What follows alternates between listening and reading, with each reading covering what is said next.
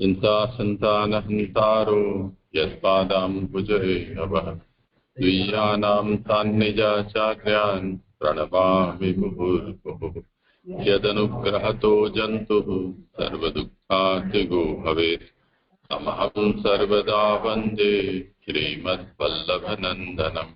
अज्ञानतिमिरान्धस्य ज्ञानाञ्जनशलाकया चक्षुरुन्मीलितं येन तस्मै श्रीगुरवे नमः। नमामि हृदये शेषे लीलाक्षीराब्धिशायिनम् लक्ष्मीसहस्रलीलाभिः सेव्यमानं कलानिधिम्। चतुर्भिश्च त्रिभिः षड्भिर्विराजते योऽसौ पञ्चधा हृदये।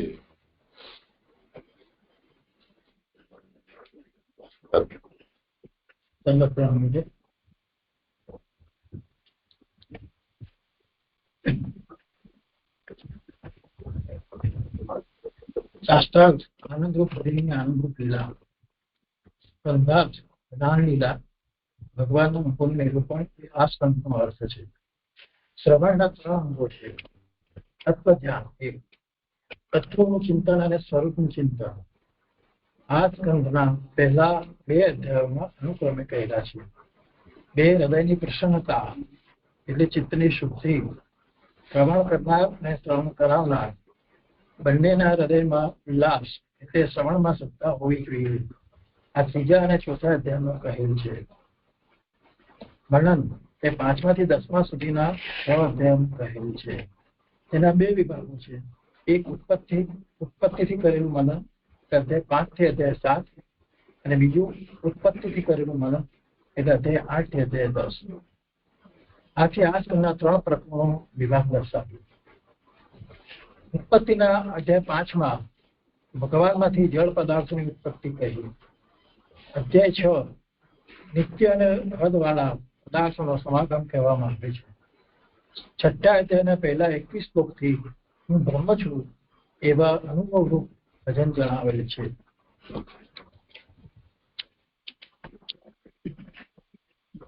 ગઈકાલે આપણે 22મો શ્લોક જોયો હતો, એનો જરા પુનરાવર્તન કરી લઈએ. એની ઉત્થાનિકામાં એવું કહ્યું છે, એવી રીતે 2 પ્રકારના વિશ્વ જણાવીને અને વશ રહેનાર અને વશ રાખનારની સ્થિતિ માટે 2 પુરુષો જણાવીને અમૂર્તનો સમાગમ કહીને યજ્ઞરૂપ ભગવાનનો પણ સર્વ પદાર્થોનો સંબંધ હોવાનો શ્રવણ થયેલો હોવાથી એ યજ્ઞના સાધન બનેલા પદાર્થો ભગવાનથી જુદા હોય તો પહેલા કહેલ બધાનો વિરોધ થાય એવી શંકા થતા એ યજ્ઞના પદાર્થોનું પણ તત્વ ભગવાન જ છે.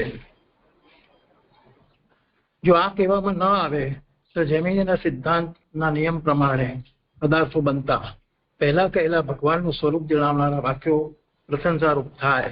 તેથી ઘણા કષ્ટથી કહેલું હોવા છતાં ન કહેલું થાય. તેથી યજ્ઞમાં ઉપયોગી પદાર્થો ભગવાનના અવયવો હોવાનું કહે છે. હવે શ્લોક 23 થી 26 એની ઉત્થાનિકા. એ સંબંધમાં કઈ કઈ સામગ્રી એ અવયવમાં જોઈ એ જાણવાની ઈચ્છા થતા નીચેનો શ્લોક કહે છે. એટલે કે એ ભગવાનના અવયવમાં કઈ કઈ સામગ્રી જોવામાં આવી એ જાણવાની ઈચ્છા થતા નીચેના શ્લોકો કહે છે. તેસુ યજ્ઞસ્ય પશવઃ સવનસ્પતયઃ ઉષાઃ ઇદં ચ દેવાય જનમ કાલોશ્ચોરુ ગુણાન્મિતિઃ વસ્તુન્યોષધય સ્નેહા રસલો હમૃદો જલમ રુચો યજુંસી સામાની ચાતુર્હોત્ર ચ સતમ નામ ધ્યેયાની મંત્રાશ્ચ દક્ષિણાશ્ચ વર્તાની ચ દેવ અનુક્રમઃ કલ્પઃ સંકલ્પઃ સૂત્રમેવ ચ તતયો મતયશ્ચૈવ પ્રાયશ્ચિતમ સમર્પણમ પુરુષ અવયવ વૈરતે સંભારઃ સંવૃતા મયા. હવે શ્લોકાર્થ કહે છે, હે ઉત્તમ પુરુષ, એટલે બ્રહ્માજી નારદજીને કહે છે, એવોમાં યજ્ઞના પશુઓ, વનસ્પતિ સાથે કુશો અને આ યજ્ઞની ભૂમિ અને ઘણા ગુણો સાથેનો કાલ, વસ્તુઓ, ઔષધિઓ, સ્નેહો, રસો, લોઢા, માટી, જલ, ઋગ્વેદ, યજુર્વેદ અને સામવેદના મંત્રો અને ચાતુર્હોત્ર નામો અને મંત્રો, દક્ષિણાઓ અને વ્રતો, દેવતાઓના અનુક્રમ, કલ્પ, સંકલ્પ અને વળી સૂત્ર, ગતિઓ અને મતિઓ, પ્રાયશ્ચિત અને સમર્પણ, આ સામગ્રીઓ એ પુરુષના અવયવમાં ભેગી કરી. એટલે આ બધી સામગ્રીઓ પુરુષના અવયવમાંથી લીધી. હવે સુબોધની આ અવયવમાં યજ્ઞના સંબંધી બકરી વગેરે પશુઓ સમાનસ્પતય, જે શ્લોકમાં મૂળમાં કીધું છે એ પ્રમાણે, એમને બાંધવાના થાંભલા સાથે અથવા વનસ્પતિ સાથે કુશો એવા સંબંધો લેવા. એટલે પેલા જે શ્લોકમાં 24-23 શ્લોકમાં કીધું છે કે અવયવમાં કયા કયા, કે બકરી અને બાંધવાના થાંભલાઓ, વનસ્પતિ અને કુશો એનો સંબંધ લેવો. એ પ્રસંગે પીપળો વગેરે વનસ્પતિ, કુશો, ઘાસ પ્રકારના, એમાં 1 નંબરની ફૂટનોટ છે કુશોમાં, બહિરૂપ એટલે સંસ્કાર કરેલ ન હોય તેવા. એટલે કુશો એટલે ઘાસ જે છે એનો સંસ્કાર કરેલા નથી પ્રકારના. અને આ યજ્ઞ ભૂમિ, દેવોનું પૂજન આમાં થાય છે. અને આ યજ્ઞ ભૂમિ છે કે જેમાં દેવોનું પૂજન આમાં થાય છે. તે યજ્ઞ ભૂમિ દેવોનું પૂજન કરવાની ભૂમિ, આ યજ્ઞ ભૂમિ એ દેવોનું પૂજન કરવાની ભૂમિ, આ એમ આંગળીથી દેખાડેલી છે. એટલે આ યજ્ઞ ભૂમિ એમ બ્રહ્માજી નારદજીને બતાવી રહ્યા છે. આથી એમ જણાવેલ છે કે યજ્ઞ ભૂમિમાં રહીને ભાગવત કહે છે. એટલે બ્રહ્માજી નારદજીને ભાગવત જે કહી રહ્યા છે એ યજ્ઞ ભૂમિમાં રહીને કહી રહ્યા છે. ચ અને શબ્દો હોવાથી બીજી પણ દેવ પૂજન ભૂમિ લેવી જોઈએ. એટલે ચ અને શબ્દથી બીજી પણ આવી દેવ પૂજનની ભૂમિ લેવી જોઈએ. વસંત વગેરે કાલ, ચ અને શબ્દો હોવાથી અમુક યોગ વાળો, નિમિત્ત વાળો કાલ, ઘણા ગુણ વાળો કાલ. જો એ કાલમાં સૂર્ય દેખાય નહીં, આગળ ચંદ્રમાં ઉગે તો અનાજ પ્રાપ્ત થાય એવો ગુણ વાળો. એ મને આમાં એવું સમજાય છે કે જે કાલમાં સૂર્ય દેખાય નહીં એનો યોગ થયો, આગળ ચંદ્રમાં ઉગે એનું નિમિત્ત થયું, અને તો અનાજ પ્રાપ્ત થાય એનો ગુણ થયો. એટલે આ ઉપર જે કહ્યું છે ચ અને શબ્દો, અમુક યોગ વાળો, નિમિત્ત વાળો અને ગુણ વાળો કાલ. તો જે કાલમાં સૂર્ય દેખાય નહીં, આગળમાં ચંદ્ર ઉગે તો અનાજ પ્રાપ્ત થાય. મને એવી સમજ પડી છે આ એમાં સુધારો કરવા જેવું લાગતા જણાવતું. કાલના બીજા પણ ઘણા ગુણો વેદમાં કહેલા છે. તે ઘણા ગુણ વાળો કાલ, બીજા પણ કાલના ઘણા ગુણો વેદમાં કહેલા છે એવો ઘણા ગુણ વાળો કાલ ને પણ ભગવાનમાં દેખાયા. પાત્ર અને વસ્તુઓ, ચોખા વગેરે ઔષધિઓ. એટલે અહીંયા 23મા શ્લોકની સુબોધનીજી સંપૂર્ણ થાય, 24મા શ્લોકની સુબોધની ચાલુ થાય છે. પાત્ર વગેરે વસ્તુઓ, ચોખા વગેરે ઔષધિઓ, ઘી વગેરે સ્નેહો, દહીં, મધ વગેરે રસો, તલવાર વગેરે લોઢા, મહાવીર એટલે 2 નંબરની ફૂટનોટ છે, મહાવીર્ય એટલે ધર્મપાત્ર વગેરે શબ્દ દ્રોણ, કળશો વગેરે એ માટેના હોય તે કહેલે છે. એક પ્રકારના કળશો છે, સાધનો છે, પદાર્થ છે. વગેરે પદાર્થો માટે વસીથી વરી 3 નંબરની ફૂટનોટ છે. અમુક સંસ્કાર કરવા માટે ઉપયોગી જલ વસીથી વરી છે. વસીથી વરી વગેરે જલ. વસ્તી છે કે વસત? વસતી વરી. હા, વસતી વરી. ઋચો, યજુષી અને સામાની 3 વેદના મંત્રો, હોતા વગેરે 4ના ગુણથી થતું ચાતુર્હોત કાર્ય અથવા ચતુર્હોત્રના કારણરૂપ મંત્ર અહીં હે ઉત્તમ પુરુષ એવું સંબોધન કહેલા વિષયમાં વિશ્વાસ રહે એ માટે કહેલું છે. એમાં આ જે છે હે ઉત્તમ પુરુષ એવું સંબોધન, એ જે સતમ 24મા શ્લોકના ઉત્તરાર્ધમાં છેલ્લે કહે છે સતમ, એનો એ ભાવ સત્તમ એનો. જો હવે 24મો શ્લોક સંપૂર્ણ થયો સુબોધનીજી. હવે 25મો શ્લોક. જ્યોતિષ્ટોમ વગેરે નામો, સ્વાહાકાર વગેરે મંત્રો, ચ અને શબ્દ હોવાથી એમના ઉચ્ચારો, દક્ષિણા ગાયો, ચ અને શબ્દ હોવાથી વરો એટલે મને એવું લાગે છે મનોરથો, દીક્ષા વગેરે વ્રતો, ચ અને શબ્દ હોવાથી માંસ ભક્ષણ વગેરે નિષેધ વગેરે, દેવતાઓના અનુક્રમે એટલે પૂજન કરવાના દેવતાઓનો આજ્ઞે કૃષ્ણગીરી વગેરે પ્રકારના અનુક્રમ, કલ્પ કલ્પ સૂત્ર, કામનાના સંબંધનો સંકલ્પ, સૂત્ર, ન્યાય સત્ર અથવા પદ્ધતિ, આ બધી યજ્ઞની સામગ્રી છે. પછી આગળ શું બોધનીમાં વિષ્ણુના પગલા વગેરે ગતિઓ, દેવતાના ધ્યાનરૂપ, અહીં પતિઓ લખી પણ એ મતિઓ હોવું જોઈએ, દેવતાના ધ્યાનરૂપ મતિઓ, ચ અને શબ્દ હોવાથી ચતુર્થ કર્મ સંપૂર્ણ જ્ઞાન વગેરે, ન જણાવેલા એવા વગેરે પ્રાયશ્ચિત, સમર્પણ એટલે સારી વર્તણૂક અથવા નિવેદન એટલે યજ્ઞ કર્મનું સમર્પણ, એવું લેવું, એને નિવેદન જે કહે છે એ વસ્તુ અહીં લેવાની છે. આટલી યજ્ઞમાં સામગ્રી છે. પુરુષના અવયવોથી શબ્દોથી એમ કહેલું છે કે પુરુષના અવયવોથી જ ભેગી કરી. મેં શબ્દથી એમ સૂચવેલું છે કે સાધારણ અધિકારીથી એમ કરી શકાય નહીં. એટલે એમ કે છે બ્રહ્માજી એ એટલા માટે કહ્યું કે સાધારણ અધિકારીને તો આટલું જ્ઞાન સંપન્ન ન હોવાથી એમ કરી શકાય નહીં. ફક્ત હું જ જાણી શક્યો કે સર્વ પદાર્થ ભગવાનમય છે, એનાથી યજ્ઞ સંપાદન કરવો ઉચિત છે, એવું કરવામાં મારી શક્તિ થઈ અન્યની ના થઈ શકે. આ એનો ટૂંકમાં ભાવાર્થ છે.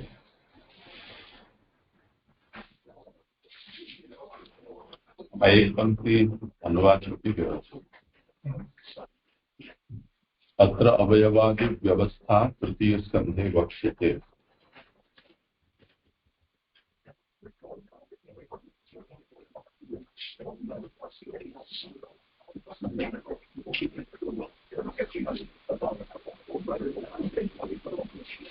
પુરુષના છેલ્લી બીજી પંક્તિ છે ને, પુરુષના અવયવોથી શબ્દોથી એમ કહેલું છે કે એ પુરુષના અવયવોથી જ ભેગી કરી.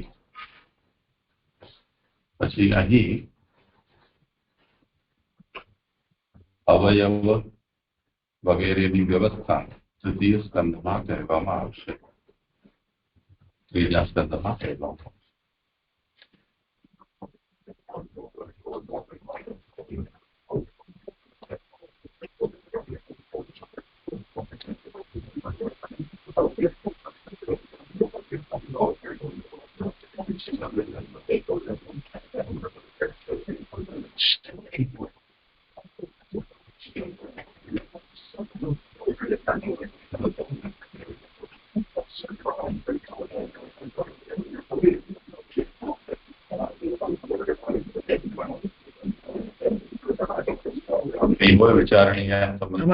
જરા ખુલાસો કર્યો ને, મેં જે સમજ્યો છું બરાબર છે. ઘણા ગુણ વાળો કાળ જે કીધું છે કે ચ અને બીજા દિવસ પૂજન વગેરે કાળ, ચ અને શબ્દ હોવાથી અમુક યોગ વાળો નિમિત્ત વાળો કાલ, ઘણા ગુણ વાળો કાલ. જો એ કાલમાં સૂર્ય દેખાય નહીં, આગળ ચંદ્રમાં ઉગે તો અનાજ પ્રાપ્ત થાય, એવા ગુણ વાળો. આજે જે કાલમાં સૂર્ય ઉગે નહીં એને આપણે ઇન્વર્ટેડ ફોર્મમાં લીધેલું છે. એટલે નાનુભાઈને એમ લાગે છે કે આ ક્યાંકનું અવતરણ છે, પણ વેદના કોઈક અવતરણનો ભાવાનુવાદ અહીંયા મહાપ્રભુજી આપ્યો છે એવું લાગે છે. કેમ કે ત્યાં પછી એમ પણ કહ્યું છે કે આવા બીજા પણ વચનો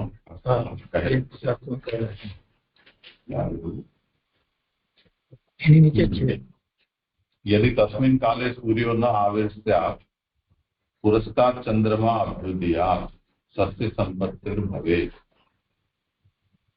अन्येपि गुणाः कालस्य बहवो वेदे उक्ताः. तो गुरुगुणान् वितः कालः, ઘણા ગુણવાળું કાળ એમ કહ્યો છે. તો વેદમાં કેટલાક એ પ્રકારના શુભકાલના સંકેતો આપવામાં આવ્યા છે. એમાંનો એક સંકેત છે, એનો સંક્ષેપ અહીંયા શ્રી મહાપ્રભુજીએ સુબોધવિધિમાં કહ્યું છે. તો એ કોઈક એવું ઇન્ડિકેશન છે એવું લાગે છે. મૂળ કયું વચન છે જેના આધારે આપ આજ્ઞા કરી રહ્યા છે અહીંયા સ્પષ્ટ નથી.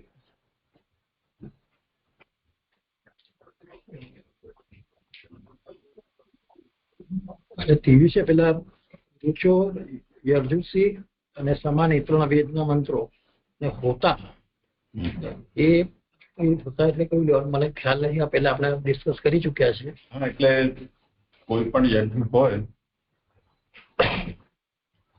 નાના મોટા યજ્ઞમાં પણ હોય છે, પણ સામાન્યતયા સોમયજ્ઞ વગેરે હોય છે, તેમાં 4 વેદના 4 પ્રતિનિધિઓ નિયુક્ત હોય છે.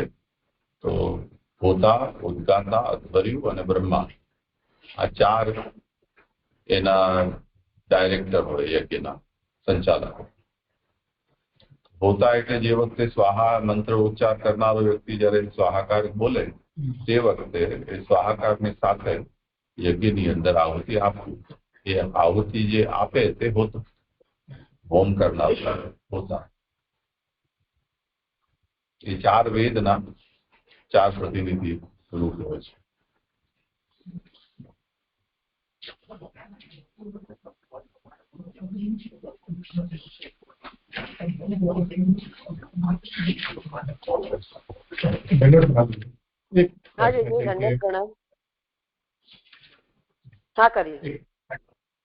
એક પ્રશ્ન છે કે આ જે બધી સામગ્રીઓ જે બધી ગણાવી નથી છે કે ઔષધિઓ, વસ્તુઓ, માટી, જલ, આ તો જે એટલે પૂર્વમાં તો આવી ગયું કે આ તો બધું પુરુષમાંથી ઉત્પન્ન થયું છે. તો આમાં એ બી સમજવું કે બ્રહ્માજીએ આ બધી સામગ્રી પાછી પુરુષોમાં જોઈ, એવો અર્થ છે આયા. કારણ કે આમાં ઘણી બધી સામગ્રી તો પહેલા એનું નિરૂપણ થઈ જ ગયું છે. પ્રાણીઓમાં બકરી વગેરે આવી જાય કે બધા ઠાકોરજીના પાક ચરણામાં બધા વિરાટ એમાં સ્થિત છે એવું આવ્યું. તો પાછળ રિપીટ થયું તો એમાં એવું સમજવું કે મેં આ બધી યજ્ઞની સામગ્રી પાછી પુરુષમાં જોઈ કરતા એનું નિરૂપણ તો પૂર્વમાં આવી ગયું નથી. આમાં 22મા શ્લોકમાં કીધું ને કે પુરુષના અવયવ વિનાની યજ્ઞની સામગ્રીને હું જાણતો ન.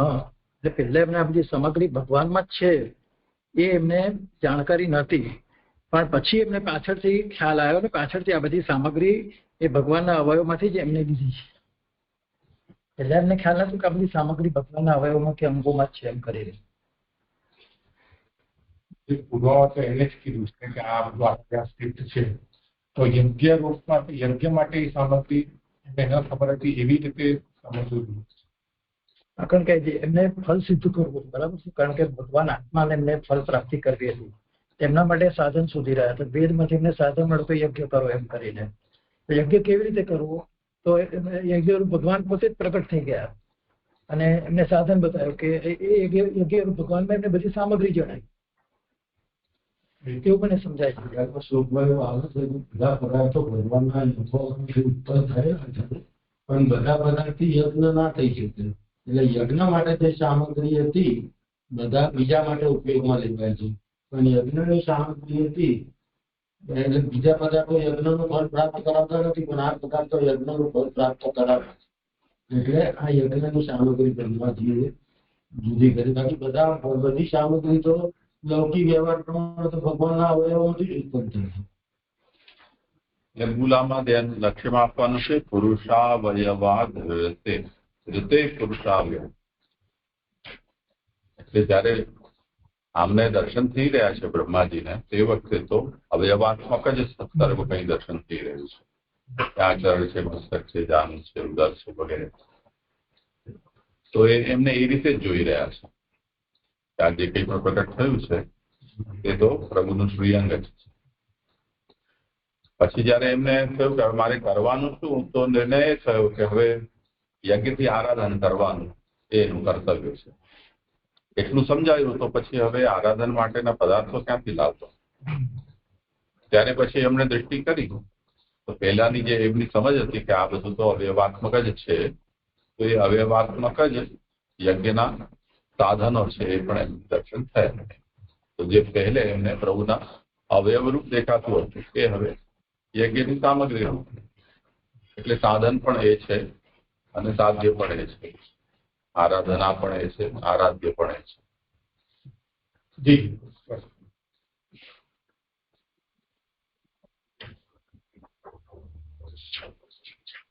નમ્રત પ્રણામ. અહીંયા આગળ એવું કહ્યું ને કે વસંત વગેરે કાળ ચ અને શબ્દ હોવાથી અમુક યોગ વાળો એટલે કે નિમિત્ત વાળો કાળ, ઘણા ગુણો વાળો કાળ. જો એ કાળમાં સૂર્ય દેખાય નહીં, આગળ ચંદ્રમાં ઉગે તો અનાજ પ્રાપ્ત થાય. આ વસ્તુ મને ના સમજાય. આ જે વચન છે એનું જે અહીંયા લીધેલું છે કોટેશન, એ કે એ કાળમાં સૂર્ય દેખાય નહીં, આગળ ચંદ્રમાં ઉગે તો અનાજ પ્રાપ્ત થાય, એવા ગુણવાળો કાળ. એટલે શું અર્થ લેવાનો છે? આમાં જે કીધું ને કે આની અંદર કાલ તો ઘણા પ્રકારના ગુણો છે, એમાંનો એક આ ગુણ અહીં બતાવેલો છે. આપણે આ એક ગુણ નથી લેવાનો, પણ કાલના ઘણા ગુણો એમ સમજવાના છે. એટલે જે મેં પહેલા કીધું હતું એ પ્રમાણે કે સૂર્ય દેખાય એને યોગ તરીકે મેં લીધો છે, આગળ ચંદ્રમાં ઉગે એને નિમિત્ત તરીકે, તો અનાજ પ્રાપ્ત થાય ગુણ તરીકે, એવી રીતે મેં એનો સંદર્ભ બેસાડેલો છે. પણ આ તો એક જ વસ્તુનો ભાવાર્થ થયો, એક જ કાલનો ગુણ થયો. પણ કાલના આવા અનેક ગુણો કહેલા છે જે અહીં દર્શાવવામાં નથી આવ્યા.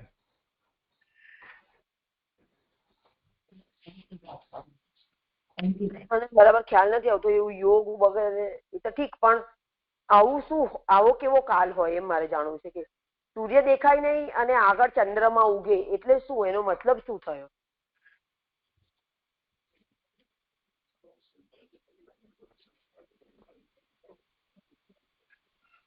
આ એક ઉદાહરણ આપેલું છે, મને તો એવું લાગે છે આની અંદર ઉદાહરણ તરીકે એક દાખલો આપીને સમજાવી રહ્યા છે કાળનો. અને એક કાલ આવો થાય તો એનાથી કયો ગુણ પ્રાપ્ત થાય, તો અનાજ રૂપનો ગુણ પ્રાપ્ત થાય, એવો કાળનો એક ગુણ બતાવેલો છે આની અંદર. જેમ અત્યારે આ થયું ને તમારે કુંભ,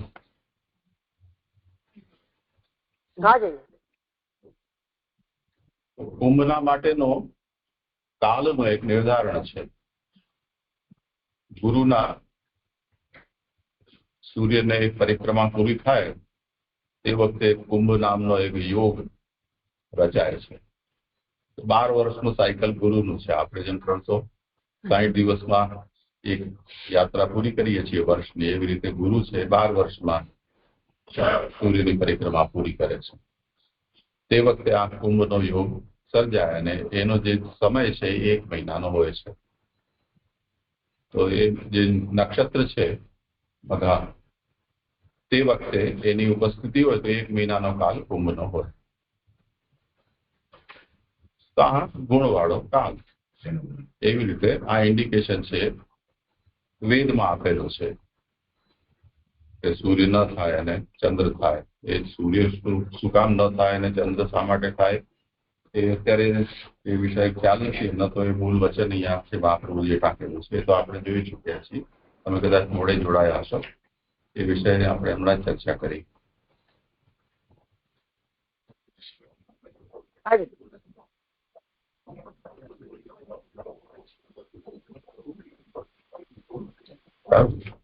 ठीक है महाराज. અચ્છા, તમારા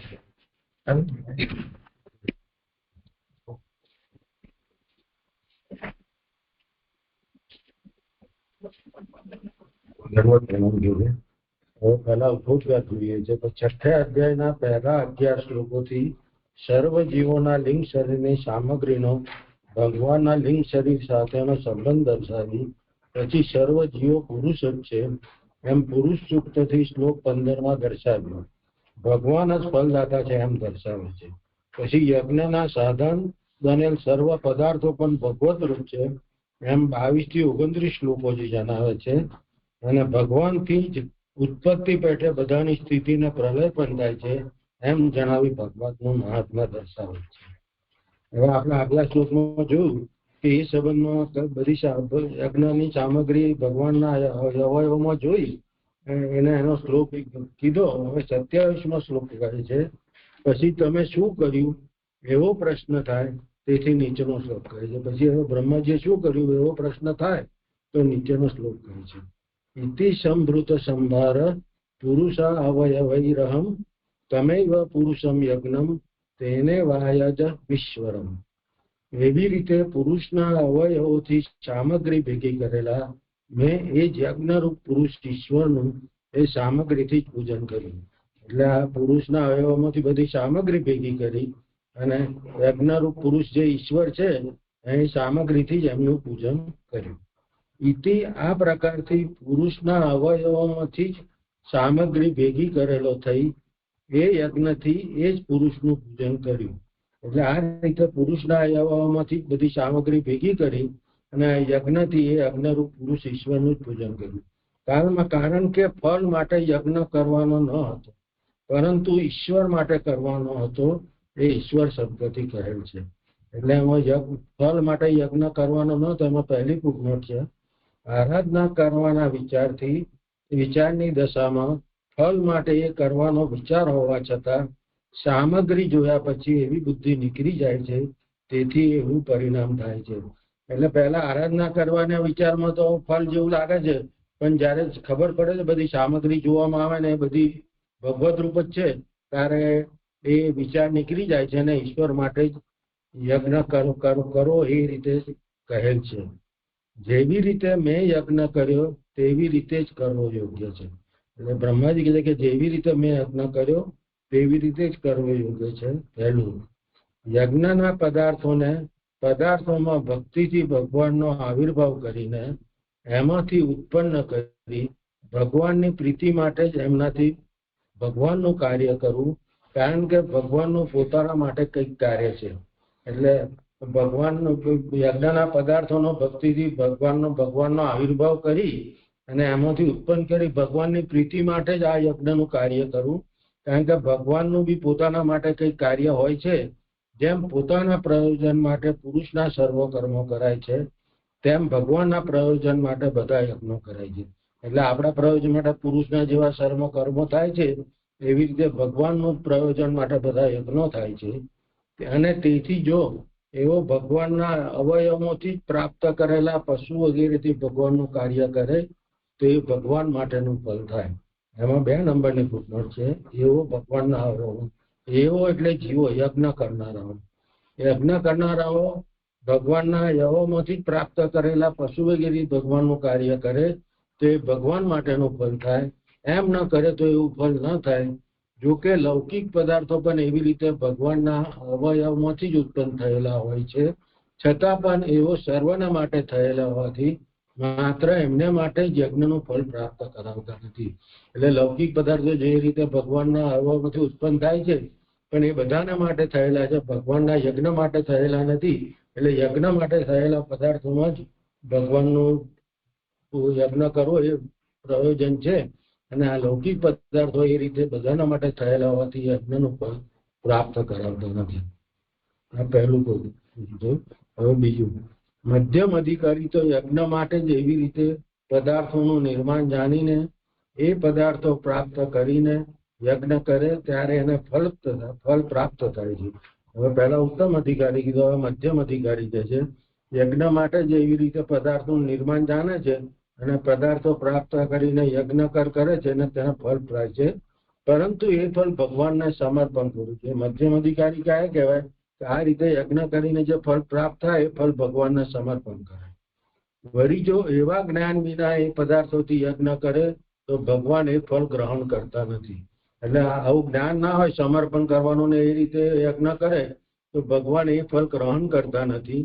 કારણ કે બીજા પદાર્થોથી કરેલું ભગવાન ગ્રહણ કરતા નથી. કારણ કે આ બીજા પદાર્થો થઈ ગયા સર્વના માટે ઉપયોગી, એટલે ભગવાન ગ્રહણ કરતા નથી. વળી જે યજ્ઞ માટે પદાર્થો પ્રાપ્ત કરેલા ના હોય પરંતુ એ સાધારણ જ હોય તેઓનાથી તેવા પદાર્થોથી ફળ ઉત્પન્ન થતું નથી. અને યજ્ઞ માટે કોઈ પદાર્થો જ પ્રાપ્ત કરેલા હોય અને સાધારણ પદાર્થ હોય એવા પદાર્થોથી તો યજ્ઞ કરે તો કોઈ ફળ ઉત્પન્ન થતું નથી. જો ઉત્પન્ન થતું હોય તો કાગડાને બેસવું અને તાડનું પડવું એ ધોરણે ઉત્પન્ન થાય, ત્યારે એ પદાર્થો યજ્ઞ કરવા માટેના હોય. એવી રીતે ઉત્તમ, મધ્યમ, અધમ અને નિષ્ફળ પ્રકારથી યજ્ઞ 4 રીતે થાય છે. એટલે આ રીતે કોઈ કરે યજ્ઞ સાધારણ ફળ ઉત્પન્ન થતું નથી, પણ કદાચ એને કોઈ ફળ મળી ગયું કે એવી રીતે કાગડાને બેસવું ને તાડનું પડવું એ રીતે એને કોઈ ફળ મળી ગયું ને એને લાગ્યું કે મને ફળ મળ્યું, તો એ રીતે એને નિષ્કળ કીધું છે. એવી રીતે ઉત્તમ, મધ્યમ, અધમ અને નિષ્કળ પ્રકારથી આવી 4 રીતે યજ્ઞ થાય છે. એમાં પશુઓ ભગવાનની સાધનમાંથી ઉત્પન્ન થયેલા હોય છે. આ પશુઓ છે ભગવાનની સાધનમાંથી ઉત્પન્ન થયેલા હોય છે. રૂવાડામાંથી વૃક્ષો, પરસેવાળા રૂવાડામાંથી કુશો, યજ્ઞભૂમિ 2 પગોમાંથી, કાળ પાપણોમાંથી, વસ્તુઓ હોઠ વગેરેમાંથી, સ્નેહો દ્રષ્ટિમાંથી, રસો જીભમાંથી, માટી નાકમાંથી, જલો નાડીઓમાંથી, ઋગ્વેદ યજુર્વેદ અને સામવેદ મંત્રો 2 કાનમાંથી અને મસ્તકમાંથી, ચાતુર્હોત્ર કર્મ બાહુઓમાંથી, નામો મુખમાંથી અને મંત્રો મસ્તકના અવયવોમાંથી, દક્ષિણા ગાયો ડાબી સાથળના સ્થાનમાંથી, વ્રતો મનમાંથી, દેવતાઓનો અનુક્રમ સાધાઓમાંથી, કલ્પ બલમાંથી, સંકલ્પ બુદ્ધિમાંથી. શું દેવતા શું છે? દેવતાઓનો અનુક્રમ સાધાઓમાંથી, કલ્પ બલમાંથી, સંકલ્પ બુદ્ધિમાંથી, સૂત્ર પ્રાણમાંથી, વિહાર યોગરૂપ અથવા ગતિઓ વિક્રમ પાદ મૂકવામાંથી, ગતિઓ જ્ઞાનેન્દ્રિયોમાંથી, પ્રાયશ્ચિત ગતિઓ જ્ઞાનેન્દ્રિયોમાંથી, પ્રાયશ્ચિત કર્મેન્દ્રિયોમાંથી, સમર્પણ અંતઃકરણમાંથી ઉત્પન્ન થયેલા હોય છે. બીજા પણ યજ્ઞ પદાર્થો સંબંધી યોગ્યતા પ્રમાણે અનુમાન કરવું. તેથી જ વેદમાં કહેલું છે કે બધા યજ્ઞ પદાર્થોનો ભક્તિવાળાઓને સાક્ષાત્કાર થાય છે. એમાં 3જી નંબરની ફૂટનોટ છે. મુખ્ય પ્રકાર વૈદિક હોવાનું અહીંથી જણાવે છે. પછી તે અવયવમાંથી એવો તે પદાર્થ લાવે છે. ત્યાર પછી યજ્ઞ કરે છે. એમ ન થતું હોય તો જોવા લાવે અને પૂજન કર્યું એ શબ્દો ખોટા કરે. આ રીતે જ ભગવાનમાંથી ભક્તિવાળાઓને નમસ્કાર કરે છે અને યજ્ઞ પદાર્થોનો સાક્ષાત્કાર થાય છે. આમ ના હોય તો જોવા લાવ્યા અને પૂજન કર્યું એ શબ્દો ખોટા થાય.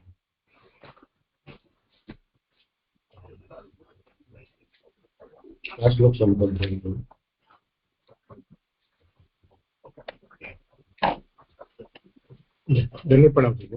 જે આવે છે કે આપ જે ભગવાન માટેનું ફળ થાય અને પછી એ પ્રમાણે ન કરે તો ભગવાન ગ્રહણ કરતા નથી, તો આ કયું ફળ યજ્ઞનું કે ભગવાન માટે, અને અગર એ બરાબર ન કરે તો પ્રભુ ગ્રહણ નથી કરતા, એ કેવું ફળ સમજવું? ભગવાનને ભક્તિથી જો ભગવદરૂપ પદાર્થો છે યજ્ઞના એ રીતે કરી અને પ્રીતિથી જો એ કાર્ય ના કરે અને ભગવાનને બી કઈક ઈચ્છા હોય છે, એવું ભગવાનને પોતાનું પણ કઈક કાર્ય હોય છે, એટલે ભગવાન બી યજ્ઞ કરે એવું ઈચ્છે છે, એટલે ભગવાન માટે યજ્ઞ કરે તો જ ભગવાન માટેનું ફળ થાય. અને એ રીતે ના કરે તો પછી એ યજ્ઞનું ફળ ભગવાન પ્રાપ્ત કરાવતા નથી. એટલે ભગવાન બી એવી ઈચ્છા રાખે છે કે યજ્ઞરૂપ મારું ભજન કરો.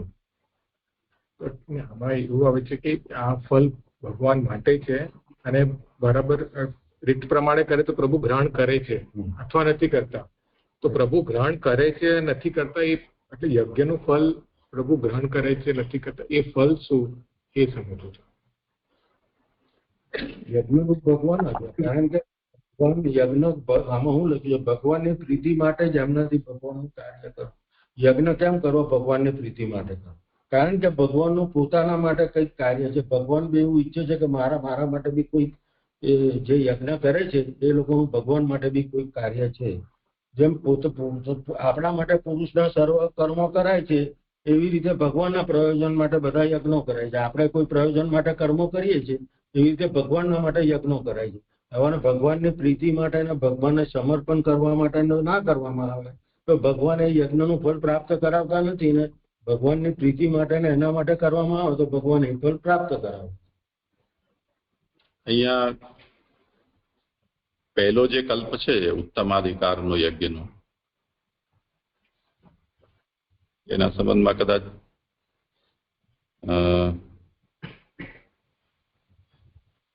નાનુભાઈએ નથી લીધો પ્રકાશનો અંશ, જોઈશું.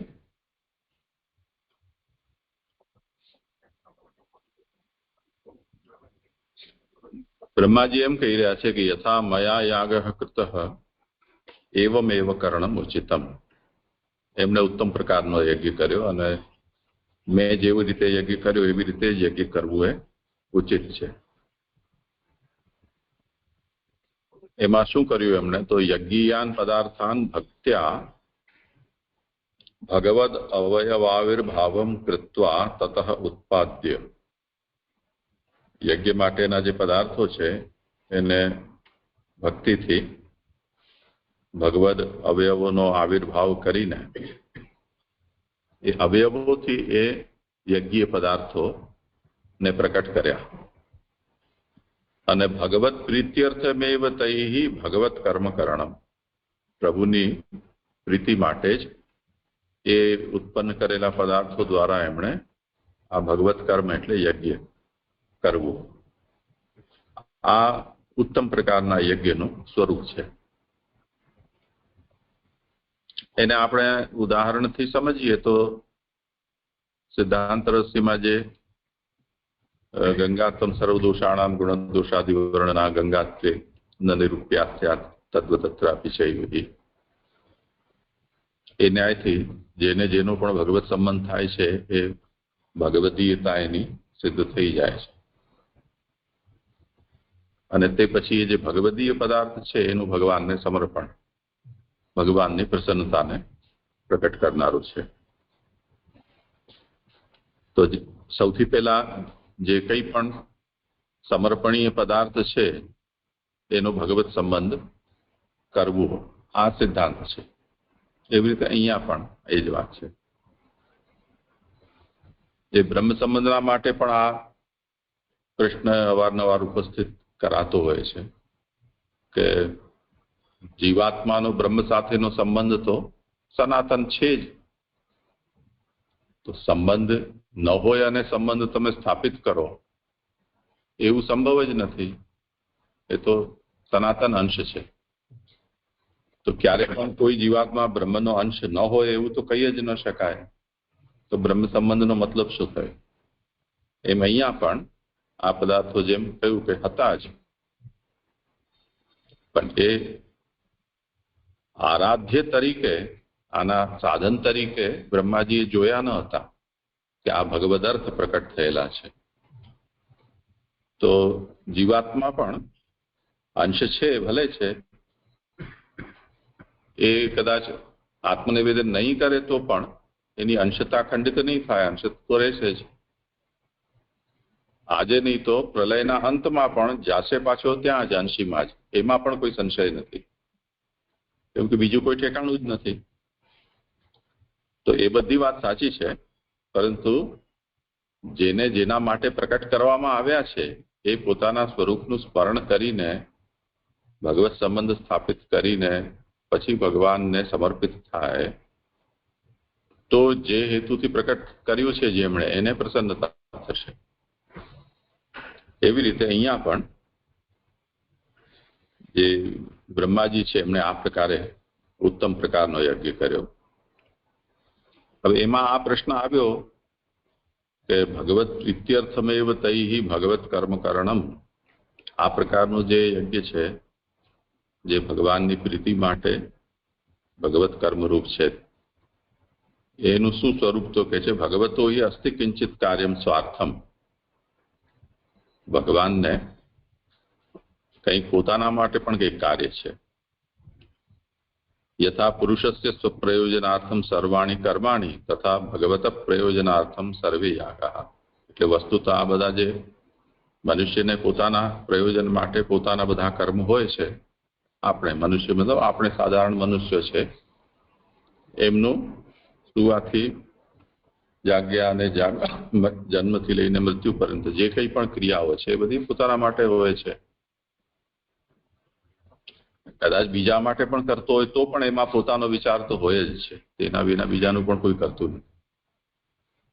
તો જેવી રીતે પુરુષની બધા કર્મો છે એ પોતાના પ્રયોજન માટે હોય છે, તેવી જ રીતે આ જે યજ્ઞો છે એ બધા ભગવાનના પ્રયોજન માટે હોય છે. એ શું પ્રયોજન છે એને પુરુષોત્તમજીએ થોડું સ્પષ્ટ કર્યું છે કે તત્કિમિત્યાકાંક્ષાયામ, એ પ્રયોજન ભગવાનને શું છે?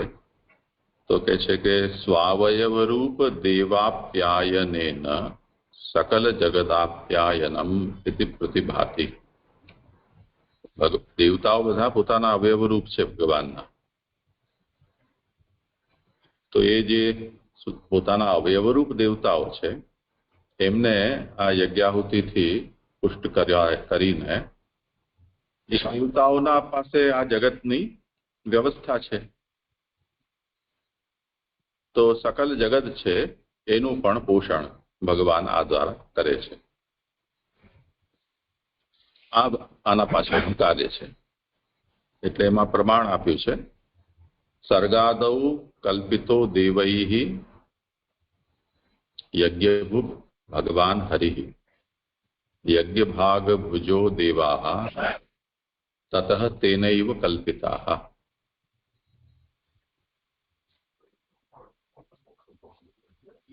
સર્ગના આરંભમાં ભગવાન શ્રી હરિ જે યજ્ઞના ભોગતા છે એમણે યજ્ઞ ભાગ ભુજો દેવાઃ કલ્પિતાઃ, એટલે મુખ્ય જે ભોગતા યજ્ઞના ભગવાન જે છે એમણે એ યજ્ઞના ભાગનો ભોગ કરનારા દેવતાઓ પણ ભગવાને પ્રકટ કર્યા. તો આ જે વચન છે એમાં દેવતાઓ શા માટે પ્રકટ થયા છે, યજ્ઞ શેના માટે કરવાનું છે, એનું પ્રયોજન શું છે એ સ્ફુટ થઈ રહ્યું છે. એટલે શ્રી મહાપ્રભુજી જેમ આજ્ઞા કરે છે કે ભગવાને આ યજ્ઞ સંસ્થા પ્રકટ કરી છે એમાં પોતાનું પ્રયોજન છે. આપણે આપણા પ્રયોજનથી યજ્ઞો કરી રહ્યા છીએ, વસ્તુતઃ ભગવાનનું પોતાનું પ્રયોજન છે. તો તતશ્ચ તે યદિ ભગવદ અવયવૈરેવ ઉત્પાદિતૈઃ પશ્વાદિભિઃ ભગવત કાર્યમ કુર્યુઃ. આવું હોવાને કારણે જો આજે યજ્ઞ કરનારા જે છે આપણે બધા, એ જો ભગવાનના અવયવોથી ઉત્પન્ન થયેલા પશુ વગેરે એના દ્વારા ભગવત કાર્ય રૂપા યજ્ઞ જો કરીએ, તદા ભગવદર્થમ તત્ફલમ ભવતી, ત્યારે આ યજ્ઞનું ફલ ભગવદ અર્થ થાય છે, તે સિવાય નહીં. તો ભગવદ અર્થ થાય છે એનો મતલબ શું કે તમે તમારું કામ કરાવવા માટે યજ્ઞ કરો તો તમે હોમ્યું અને તમે જ લઈ લીધું પાછું. દેવતાઓનું પોષણ શું થયું? દેવતાઓનું પોષણ તો નિષ્કામ ભગવદ અર્પણ બુદ્ધિથી કરવામાં આવે તો દેવતાઓનું પોષણ થાય, તો ભગવાન પ્રસન્ન થાય. એટલે ભગવદર્થ ફલ આનું તે સ્થિતિમાં થાય છે જો આ પ્રકારનું, એટલે આદિદેવિક કક્ષાનું નિષ્કામ યજ્ઞ હોય તો, એવું તાત્પર્ય છે. બીજું કીધું છે ને એ કયા પદાર્થો? મધ્યમ અધિકારી તો યજ્ઞ માટે જ એવી રીતે પદાર્થોનું નિર્માણ જાણીને એ પદાર્થો પ્રાપ્ત કરીને યજ્ઞ કરે ત્યારે એના ફળ પ્રકાય છે. તો પદાર્થોનું એ પદાર્થો કયા ઉપરના ભગવાન માટેના કીધા કે લૌકિક? આમાં મધ્યમ અધિકારી માટે કીધું છે ને, એ પદાર્થો પ્રાપ્ત કરીને યજ્ઞ કરે તો એ કયા પદાર્થો બને? એટલે અહીંયા એ જ કહ્યું ને કે જેવી રીતે ભગવાનના અવયવમાંથી યજ્ઞના પદાર્થોનું ઉત્તમ અધિકારી ઉત્પન્ન કરી અને પછી એને યજ્ઞમાં સમર્પણ કરે છે, તો પ્રશ્ન અહીંયા એ કરી રહ્યા છે કે તો જે લૌકિક પદાર્થો છે એ શેમાંથી ઉત્પન્ન થયા છે? ભગવાનમાંથી તો થયા છે. તો બધાની ઉત્પત્તિ જો ભગવાનમાંથી જ છે તો આની પણ ભગવાનમાંથી જ છે. તો એ કહી રહ્યા છે કે તથૈવ ઉત્પન્ના છે, વાત સાચી છે, ભગવાનમાંથી જ ઉત્પન્ન થયા છે, તથાપિ તે સર્વાર્થાઃ, એટલે એ કેવલ ભગવાનના પ્રયોજનથી ઉત્પન્ન થયેલા નથી, પરંતુ સર્વ પ્રયોજનથી, બધાના પ્રયોજનથી ઉત્પન્ન થયેલા છે. ઇતિ ન એકાંતતો યાગફલ સાધકત્વમ, આ કારણે એકાંતિક રૂપે યાગફલનું સિદ્ધ કરનારા નથી થતા. આપણે ત્યાં એને એમ સમજો કે ભગવત ધર્માનુરોધી સમર્પણ અને લૌકિક વ્યવહાર અનુરોધી સમર્પણ. આપણે વ્યવહાર આવી પડ્યો છે એટલે આપણે પ્રભુને સન્મુખ કરી રહ્યા છીએ, તો એ મધ્યમ પ્રકારનું છે. એટલે આમાં મધ્યમમાં લૌકિક પદાર્થો જ ગણવાના, ભગવાનને સમર્પણ કરી રહ્યા છે. પણ તમે જે કીધું એ પેલું સમર્પણ આ સમર્પણ બે ડિફરન્સ કર્યા એ રીતે મધ્યમ અધિકારીમાં આ જ કરવાના, લૌકિક પદાર્થો જ ગણવાના, ભગવાનના અવયવમાંથી ઉત્પન્ન થયા છે.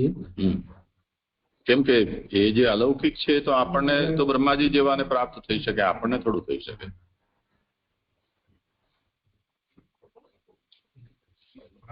સ્પષ્ટ થયું. એક હજી પ્રશ્ન હતો કે આપણે જોયું કે આપણે નિષ્કામ ભાવથી કરે છે, આપણે પ્રભુ એનું ફલને ગ્રહણ કરે છે, જેમ કે યજ્ઞ કરતા યજ્ઞ ભોગતા પણ એ જ છે. તો જે પછી આમાં આપણે બીજી રીતે સમજવું હોય તો એ તો બીજી રીતે બી સમજાય, જેમ કે કોઈ બી શાસ્ત્ર આજ્ઞાથી કંઈક કર્મ આવે અને આપણે એ નિષ્કામ ભાવથી કરે કર્મ, અને તો એનું બીજી જે ફલ ઉત્પન્ન થતું હોય એ પ્રભુ ગ્રહણ કરે, એમ સમજી શકાય. આમાં યજ્ઞમાં તો સમજાઈ ગયું કે યજ્ઞમાં તો પ્રભુ ગ્રહણ કરે છે કે આપણે નિષ્કામ ભાવથી કરે, અને બીજા જે શાસ્ત્ર આજ્ઞાથી બીજા જે કર્મ પ્રાપ્ત થતા હોય કરવું પડે એટલે કરે નિષ્કામ ભાવથી, તો એનું બી ફલ, કારણ કે ગીતાજીમાં તો ઠાકોરજી આજ્ઞા કરે છે કે તમે બધું કર્મ મને સમર્પિત કરો અને ફલની ચિંતા નહીં કરો. એ તો ત્યાં તો ફલનું કઈ નથી, ખાલી કર્મ સમર્પણનું ત્યાં આવે છે. અહીંયા યજ્ઞમાં એવું આવે છે કે નિષ્કામ ભાવથી આપણે કરે છે તો પ્રભુ એનો ફલનો ભોગ કરે છે, યજ્ઞ ભોગતા કરે. તો એ જ સમજવું કે બીજા આપણે જે કર્મ શાસ્ત્ર આજ્ઞાથી પ્રાપ્ત થતા હોય અને આપણે એ નિષ્કામ ભાવથી કરે તો એનું કઈ થતું ફલ એ પ્રભુ ગ્રહણ કરે. એ હા, કેમ? જી જી જી સ્પષ્ટ. ફળ બતાવ્યા એ સંનિર્ણયમાં બતાવેલા દેવતાની પ્રસન્નતા કેટેગરી બતાવી છે, એવી રીતે આમ સમજી શકાય. હા, કહી શકો. ઉત્તમ અધિકારી દ્વારા જે થતું છે, પણ બસ ખાલી એટલું અંતર છે કે અહીંયા જે આધિદૈવિક પદાર્થો છે એ બ્રહ્માજી જેવાને ઉપલબ્ધ છે, એ આપણા માટે નથી. આટલું અંતર છે. આપણે તો આ રીતે જાણી જ ના શકીએ ને, યજ્ઞ માટેની સામગ્રી આપણને આ રીતે અવયવોમાંથી દેખાય જ ના ને આપણે લૌકિક. માટે એવી રીતે પદાર્થનું નિર્માણ જાણ્યું એટલે જ્ઞાન સહિત કરવું છે.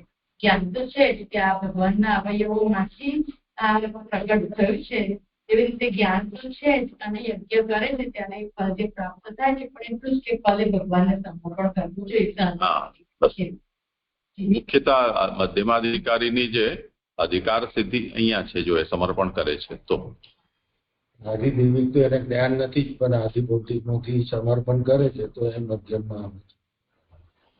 એમ નહીં, એટલે જેમ બ્રહ્માજીને તો ભગવાનના અવયવરૂપ બધું સાક્ષાત થઈ રહ્યું છે, એવું સાક્ષાત તો આપણને થવાનું નથી, પણ આપણે એટલું તો સમજી શકીએ કે ભલે ન થાય તો કઈ નહીં, પણ જે પ્રકટ થયું છે ભગવદ અર્થ છે એટલું તો સમજમાં આવે ને, તો એ મધ્યમાધિકાર એનું સિદ્ધ કરશે.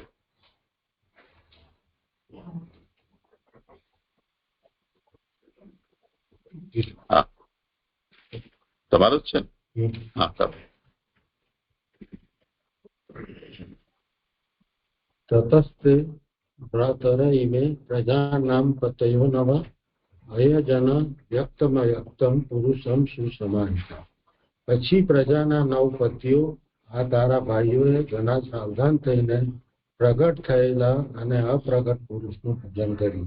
એટલે પછી કહે છે બ્રહ્માજી પછી કે આ રીતે 9 બધા ભાઈઓએ સાવધાન થઈને પ્રગટ પુરુષનું પૂજન કર્યું. નારદજીનું કહે છે એવી રીતે જેમ મેં કર્યું તેવી જ રીતે મેં એ કર્યા પછી 9 પ્રકારની પ્રજાના 9 પ્રકારના પોતે પ્રજાના પતિઓ આ મરીચી વગેરે તારા ભાઈઓએ પૂજન કર્યું. એ સમયે સાત્વિકોને ભગવાન પ્રગટ થયા. એટલે આ રીતે 9 પ્રજાપતિઓએ પૂજન કર્યું મરીચી વગેરે, તો સાત્વિકો માટે ભગવાન પ્રગટ થયા. તામસોને અપ્રગટ રહ્યા. જે તામસો હતા એના માટે અપ્રગટ રહ્યા. એવો માના વચલાઓને બંને પ્રગટ ને અપ્રગટ રહ્યા. એ પ્રગટ થયેલા ને અપ્રગટ શબ્દોથી કહે છે. એટલે એવોના વચલાઓ છે એમને તો પ્રગટ અપ્રગટ બંને રહ્યા, એટલે પ્રગટ થયેલા ને અપ્રગટ શબ્દોથી કહે છે. સુસમાહિતા એટલે બીજા પ્રયોજનથી ભેગા પદાર્થોને ભેગા ન કરવા માટે, બીજું જ્ઞાન માટે અને ત્રીજું ઉત્પાદન કરવા માટે સાવધાન રહેલા. આ 3 એમાં 1 નંબરની ફૂટનોટ છે. ઉત્પાદન કરવા માટે આ 3 અનુક્રમથી સાત્વિક વગેરે માટે કહેલ છે. આ શ્લોક સંપન્ન થયો, પણ આ ના સમજી જોઈએ. વચલામાં બંને પ્રગટ ને અપ્રગટ રહ્યા. સાત્વિકોને તો સાત્વિકોને પ્રગટ થયા, તામસોને અપ્રગટ રહ્યા, પણ વચલાઓને બંને પ્રગટ ને અપ્રગટ રહ્યા. એ જે આપણે હમણાં રાજસના મધ્યમ અધિકારીના વિષયમાં જોયું ને, તે આપણે એમ જાણીએ છીએ કે આ જગત ભગવદ રૂપ છે, પરંતુ ભગવદ રૂપ દર્શન નથી થતું, પણ ખાલી આપણને એવી સમજ જ છે. એવી રીતે આમને પણ આ બધા પ્રકટ થયું છે ભગવદ અવયવ રૂપ છે એવું જ્ઞાન છે, પરંતુ એનું બ્રહ્માજીની માફક કે ઉત્તમાધિકારીઓની માફક એમને સાક્ષાત્કાર નથી થયો. એટલે આ ટાઈમ નવીજી વગેરે અમને તો સાક્ષાત્કાર કર્યો એમને થયો, ઉત્તમ જે સાત્વિક છે એમને.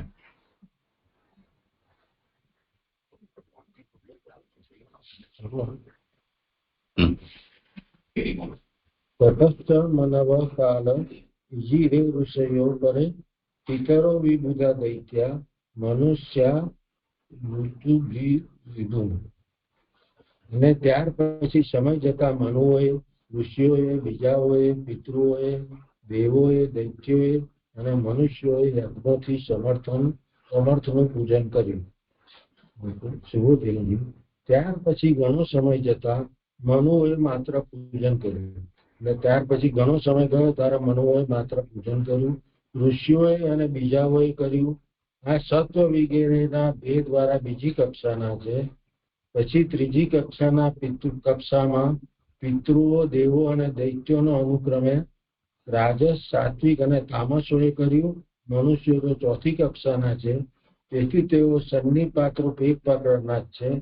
છતાં પણ ભ્રમથી પણ પૂજન કરનારા કાંઈક ઈચ્છેલું ફળ પ્રાપ્ત કરે છે, કારણ કે ભગવાન સમર્થ છે. વિભૂમ સમર્થ શબ્દથી કહેવાય છે. યજ્ઞોથી એટલે 12 દિવસ ચાલે તેવા વગેરે યજ્ઞોથી પૂજન કર્યું. શ્લોક સંપન્ન થયું. આ યજ્ઞ 12 દિવસ ચાલે એવા યજ્ઞોથી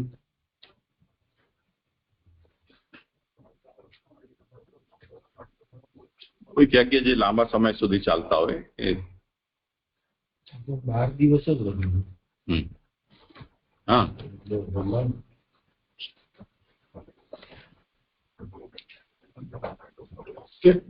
મનુષ્યો ચોથી કક્ષાના છે એને એ કેવી રીતે સમજવું? કારણ કે જે 9 પ્રકારના સમજાવ્યા કે એટલે મિશ્રિત સાત્વિક રાજસ, સાત્વિક તામસ, એમાં પછી તામસ ને દૈત્યોથી લીધું છે કે જે પિતૃઓ અને સાત્વિક રાજસ, સાત્વિક અને તામસમાં એટલે પિતૃ, દેવો અને દૈત્ય, અને પછી મનુષ્યો ચોથી કક્ષા. તો મનુષ્યો પછી આ કોઈ સાત્વિક રાજસ તામસમાં નહીં આવી જશે? એટલે કેવલ સાત્વિક કે કેવલ રાજસ કે કેવલ તામસ ને મિશ્ર ગુણ છે. સન્નિપાત રૂપ છે. જી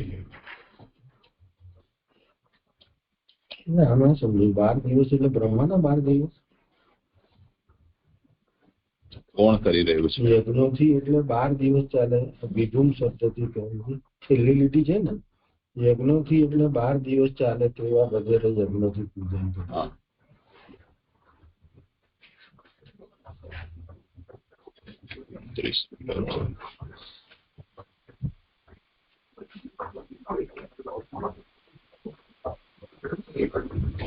નહીં, આપણા મનુષ્યની જ વાત છે. મનુષ્યની જે દિવસ માટેનો જ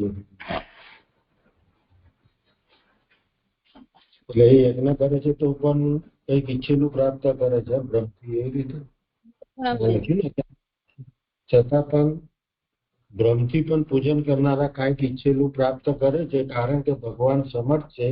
એ વિભૂમ સમર્થ શબ્દથી કહે છે. યજ્ઞોથી એટલે 12 દિવસ ચાલે તેવા વગેરે યજ્ઞોથી પૂજન કર્યું. એટલે મનુષ્ય માટે જ છે ને? મનુષ્ય માટે. હા, દંડવત પ્રણામ જીજી. હા, બોલો.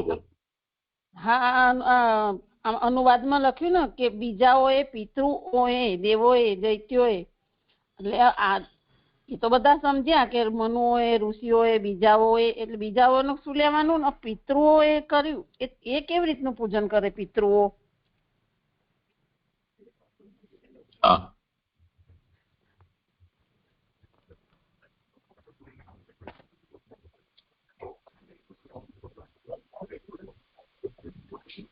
હેલો. હા, કરે છે સમાધાન. એટલે પિતૃઓ માટે હોય એવું લાગે છે. દેવો દૈત્યો પિતૃઓ ચોથા પક્ષમાં છે.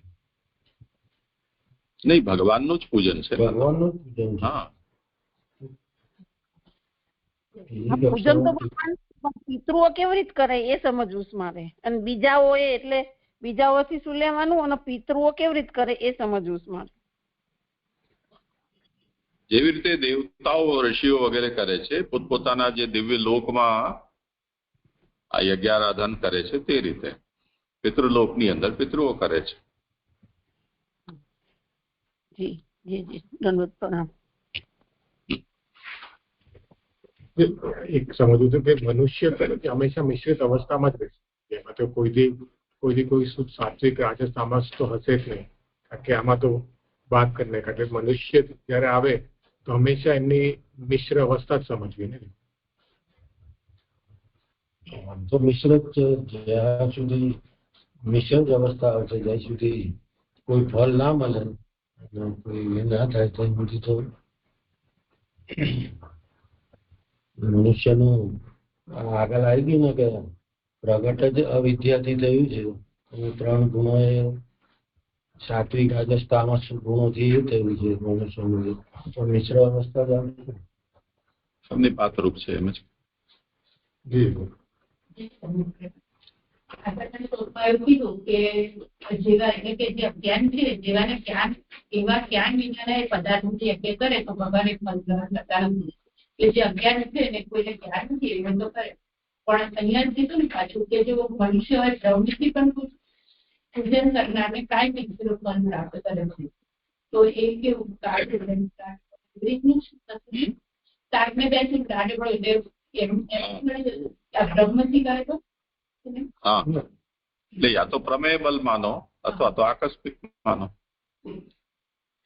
મને કઈ ફળ મળી ગયું ભ્રમથી અને લાગ્યું કે મને યજ્ઞમાં ફળ મળ્યું, પણ એ તો આ ભગવાને કઈક ઈચ્છેલું છે ના દીધું એટલે એને મળી ગયું. ભગવાન બ્રહ્મથી નથી કરતા એને તો બ્રહ્મ કઈ ઈશ્વરને પદાર્થ આપ્યો.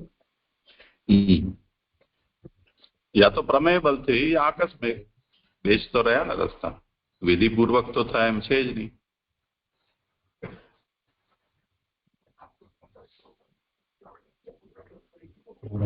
થઈ ગયા તમારે જ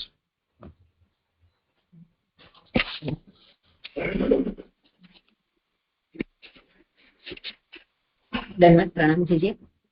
હવે આગળ 29મા શ્લોક ઉત્થાનિકા. એ પ્રમાણે સર્વ પદાર્થોની ઉત્પત્તિ ભગવાનથી થયેલી હોવાનું કહીને નીચેના શ્લોકથી ભગવાનમાં સ્થિતિ કહે છે. એટલે આપણે આગળ જોઈ ગયા કે સર્વ પદાર્થોની ઉત્પત્તિ એટલે કે અનિત્ય પદાર્થોની ઉત્પત્તિ, નિત્ય હદ વાળા પદાર્થોનો સમાગમ, નિત્ય અને હદ વિનાના શરીર વાળાઓનું પ્રાગટ્ય એટલે જળ જીવ અંતર્યામી બધાનું ભગવાનમાંથી જે થયેલી હોવાનું કઈ ઉત્પત્તિ થયેલી હોવાનું કઈ અને હવે ભગવાનમાં સ્થિતિ કહે છે. નારાયણી ભગવતી તદિદમ વિશ્વમોહિતમ. વિશ્વમાહિતમ મોહિત મને સુધારેલું હતું એટલે ઓકે એટલે મેં માહિતમ કીધું કે મોહિતમ કરાવી શકું. માહિતમ હાજી. નારાયણે ભગવતી તદિદમ વિશ્વમાહિતમ ગૃહીત માયોરુ ગુણઃ સર્ગાદાવ ગુણઃ સ્વતઃ. આ પ્રસિદ્ધ વિશ્વ ભગવાન નારાયણમાં સ્થાપન કરાયેલું છે. માયાના ગ્રહણથી ઘણા ગુણવાળા થયેલા એ સૃષ્ટિના આરંભમાં ગુણ રહિત મનાયેલા છે, એટલે કે સ્વતઃ નિર્ગુણ જ છે. સુબોધિનીજી, સર્વ પદાર્થો વિશ્વના આધારવાળા હોવાથી નારાયણના આધારવાળા છે એવો વિચાર કાઢી નાખવા પૂર્વાર્થ કહેલો છે. એટલે કે જે સર્વ પદાર્થો છે એ વિશ્વના આધારવાળા હોવા છતાં પણ એ બધા નારાયણના આધારવાળા જ છે એ વિચાર કાઢી નાખવા માટે પૂર્વાર્થ કહેલો છે. જલો નારા કહેલા છે એ પ્રકારથી પુરુષ જ નારાયણ છે. આ પ્રસિદ્ધ લૌકિક અને વૈદિક એમનામાં આ હિતમ એટલે કે સ્થાપન કરાયેલું છે. એટલે કે જે આ પ્રસિદ્ધ વિશ્વ છે એ જગત આખું એ નારાયણમાં જ સ્થાપન કરાયેલું છે. શ્લોક સંપન્ન થયો.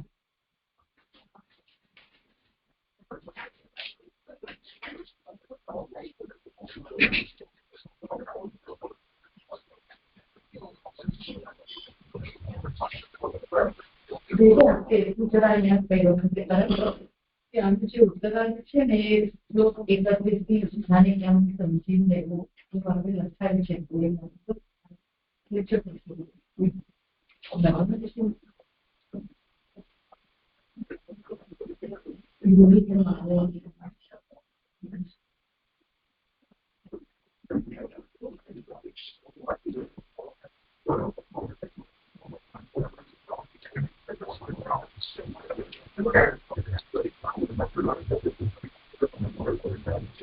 આનો ઉત્તરાર્ધ એટલે 30મા શ્લોકનો જે ઉત્તરાર્ધ છે એ 31 ઉત્થાને જ્ઞાન સમજી લેવું એ લખેલું છે મારું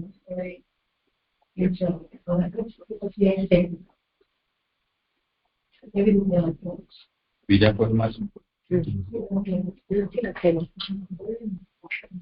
અહીંયા તો ઉત્થાનિકા અલગથી છે જ, એટલે મને એમ લાગે છે કે ખબર નહીં શું આવી ગયું છે.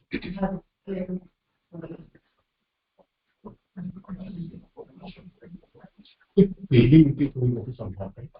પહેલી યુક્તિ છે વિશ્વના આધારવાળા હોવાથી નારાયણના આધારવાળા છે એવો વિચાર કાઢી નાખવા પૂર્વાર્ધ કહેલો છે.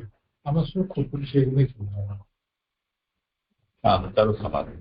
એટલે જે અહીં શ્લોકાર્થમાં કીધું ને કે આ પ્રસિદ્ધ વિશ્વ ભગવાન નારાયણમાં સ્થાપન કરાયેલું છે, એટલે પ્રસિદ્ધ વિશ્વ નારાયણમાં સ્થાપન કરાયેલું છે, પણ એટલે કે એ નારાયણના આધારવાળા છે એવો પૂર્વાર્થ કાઢી નાખવાનો છે. એટલે કે નારાયણમાં જ સ્થાપન કરાયેલું છે.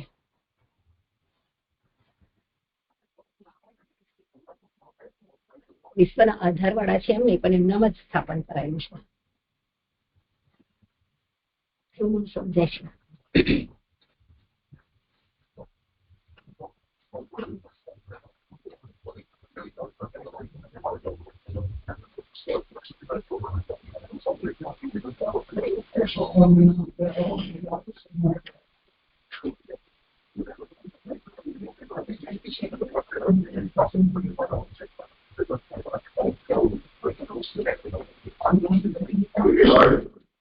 ખોટું શું એ તો નારાયણ એના આધાર તો છે. એમાં એ કાઢ્યું કેમ નાખો? પદાર્થોમાં ભગવાન છે કે ભગવાનમાં પદાર્થ છે? ભગવાનના પદાર્થો છે. હા, તો બધા પદાર્થો વિશ્વના આધારવાળા,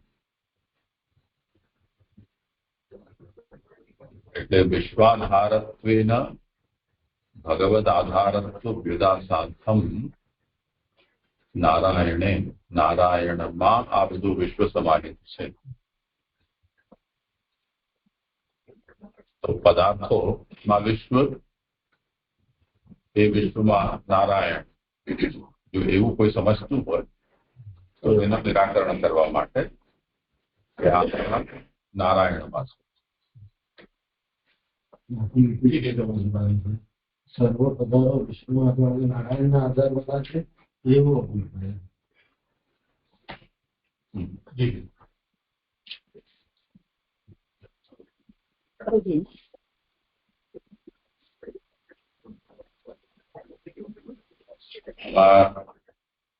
કલ્યાણજીભાઈ એવી રીતે કરી રહ્યા છે કે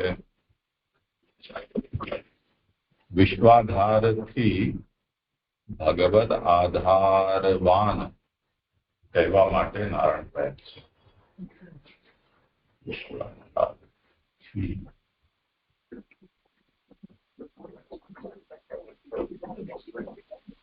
ભગવદ આધારવાન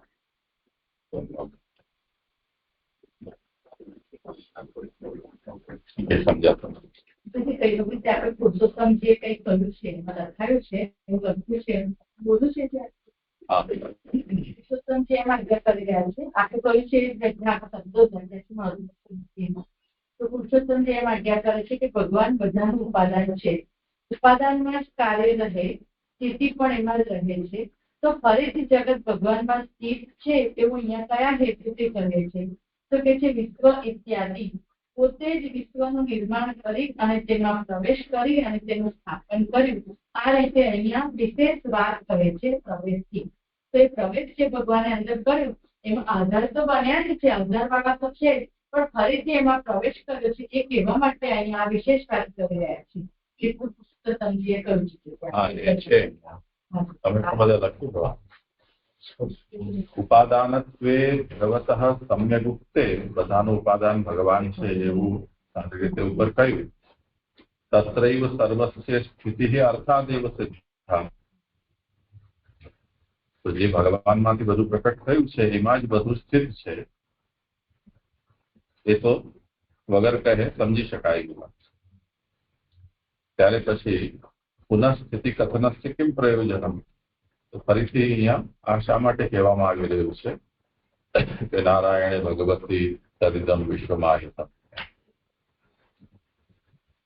તો એનો અહીંયા આ ખુલાસો કર્યો છે કે વિશ્વાધારત્વેન ભગવદ આધારત્વ વિદાસાખ્યમ નારાયણ. એટલે ભગવાને સ્વયં વિશ્વનું નિર્માણ કર્યું, તે પછી તદંત સ્વયં પ્રવિશ્ય, એના ભીતર આ પછી સ્વયં પ્રવિષ્ટ થયા. તત્સ્થાપક, એના સ્થાપક થયા. इति प्रकारांतर बोधनम प्रयोजन. આ જુદો પ્રકાર બતાવવા માટે પ્રયોગથી માતૃજી આ વાત કહી છે.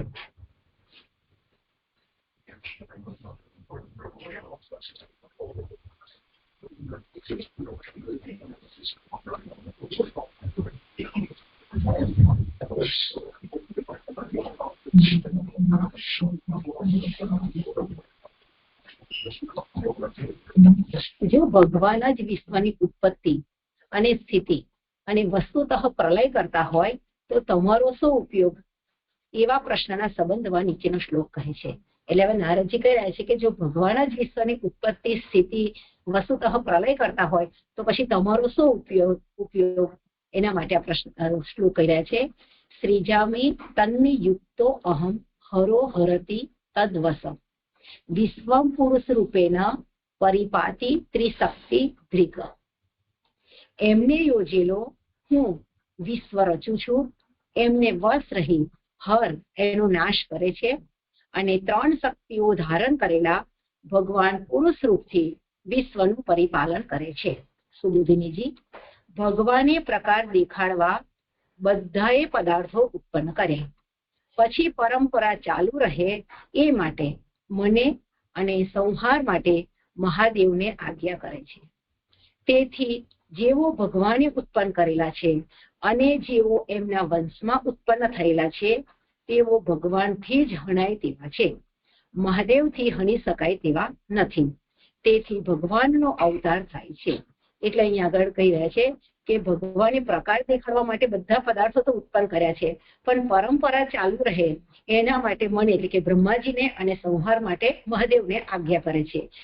તેથી જેઓ ભગવાને જેઓને ઉત્પન્ન કરેલા છે અને જેઓ એમના વંશમાં ઉત્પન્ન થયેલા છે તેઓ ભગવાનથી જ હણાય તેવા છે, એ મહાદેવ તેમને હણી શકે તેવા નથી.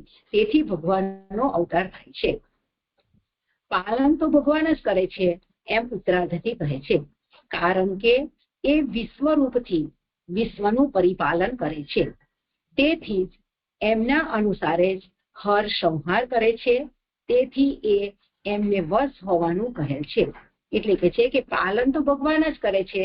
એમાં ઉત્તરાર્થી કહે છે કે પુરુષ રૂપથી વિશ્વનું પરિપાલન કરે છે અને તેથી જ એમના અનુસાર જ એ હર એટલે કે મહાદેવ એ સંહાર કરે છે. તેથી એમને વશ હોવાનું કહેલું છે. એટલે કે પુરુષ રૂપથી જે વિશ્વનું પાલન કરે છે એમને જ વશ હોવાનું વિશ્વ કહેલું છે. જો કે આ બે એટલે બ્રહ્મા અને હર એ ઉત્પત્તિ અને પ્રલય કરે છે, છતાં પણ એ કરવાની શક્તિ એ ભગવાનને જ અધીન છે એમ 3 શક્તિઓ ધારણ કરેલા શબ્દોથી કહે છે. એટલે કે છે કે જો કે આ બે એટલે બ્રહ્મા અને મહાદેવજી છે એ ઉત્પત્તિ અને પ્રલય કરે છે, છતાં પણ એ કરવાની શક્તિ તો ભગવાનને જ અધીન છે. એટલે 3 શક્તિ ધારણ કરેલા શબ્દથી કહેલું છે. એટલે કે 3 શક્તિ ધારણ કરેલા ભગવાન પુરુષ રૂપથી જ વિશ્વનું પરિપાલન કરે છે. શ્લોક સંપન્ન થયો. એક પ્રશ્ન છે કે આનાથી બીજી લીટીમાં આવે છે ને કે ભગવાને ઉત્પન્ન કરેલા છે અને એમના વંશમાં ઉત્પન્ન થાય છે તેઓ ભગવાનથી જણાય છે. એ ઉદાહરણથી સમજવું તો એને મહાદેવ નથી હણી શકતા.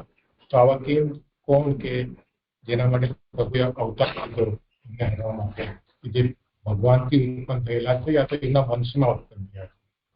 યાદવો પછી આ બધા જય વિજય વગેરેના 3 જન્મો થયા એ જી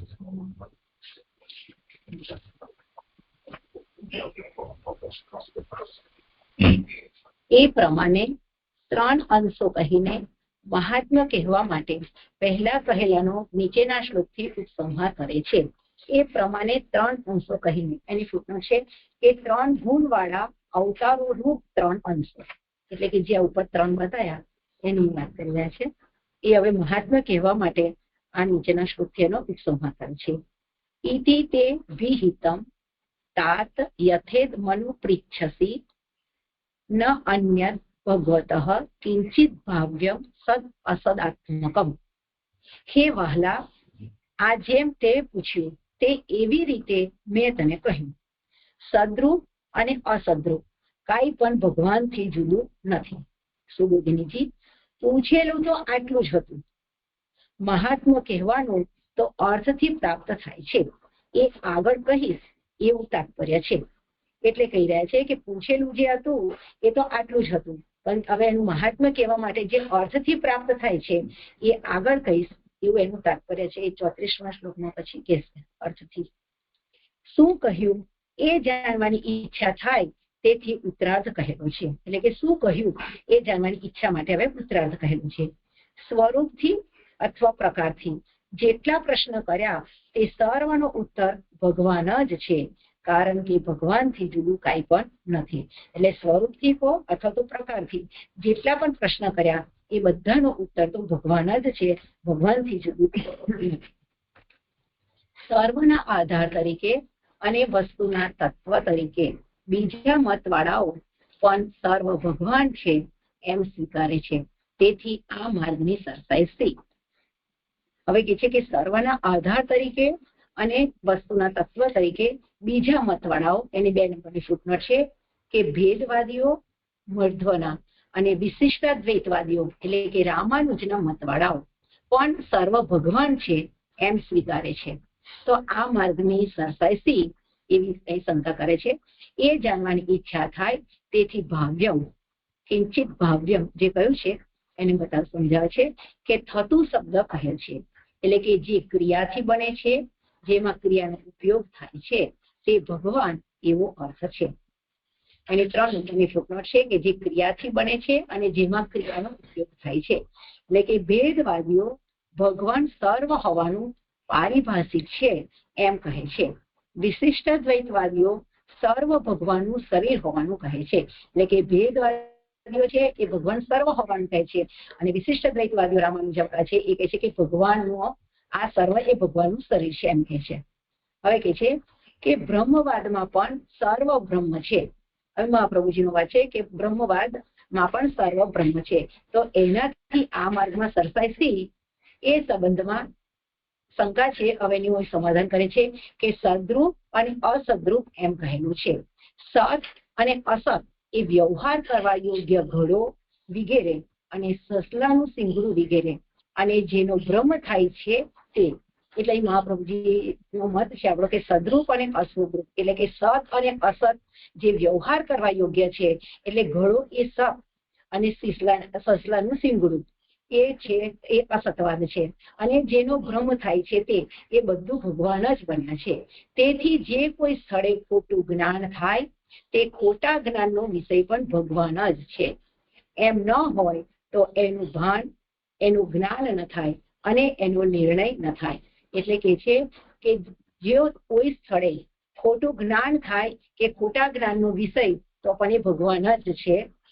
એમ ના હોય તો એનું ભાન અને જ્ઞાન, એ ભાનની 4 નંબરની ફૂટનોટ છે કે છીપમાં રૂપાનું ભાન અને જ્ઞાન એટલે કે સસલાનું સિંગડું. એટલે જે આ કહે છે કે છીપમાં રૂપાનું ભાન થાય છે તે પણ એ ભાન જ ના થાય, અને જે ભાન થાય છે એ વિષય પણ ભગવાન જ બન્યા છે ખોટા જ્ઞાનનો પણ, અને જ્ઞાન ન થાય એટલે કે સસલાને સિંગડાનું જ્ઞાન. આ જે જ્ઞાન થઈ રહ્યું છે કે સસલાના સિંગડાથી એ જ્ઞાન પણ એના કારણે જ થાય છે અને એનો નિર્ણય ન થાય કે એટલે કાંઈ પણ ભગવાનથી જુદું નથી. અહીંયા શ્લોક સંપન્ન થાય છે. જે ક્રિયાથી બને છે અને જેમાં ક્રિયાનો ઉપયોગ થાય છે એમાં 3 નંબરની ફૂટનોટ હતી ને સર્વ હોવાનું પારિભાષિક છે. વાંચવાનું વેલું કઈ મૂકું છે તારી પાસે કેવી જીવન છે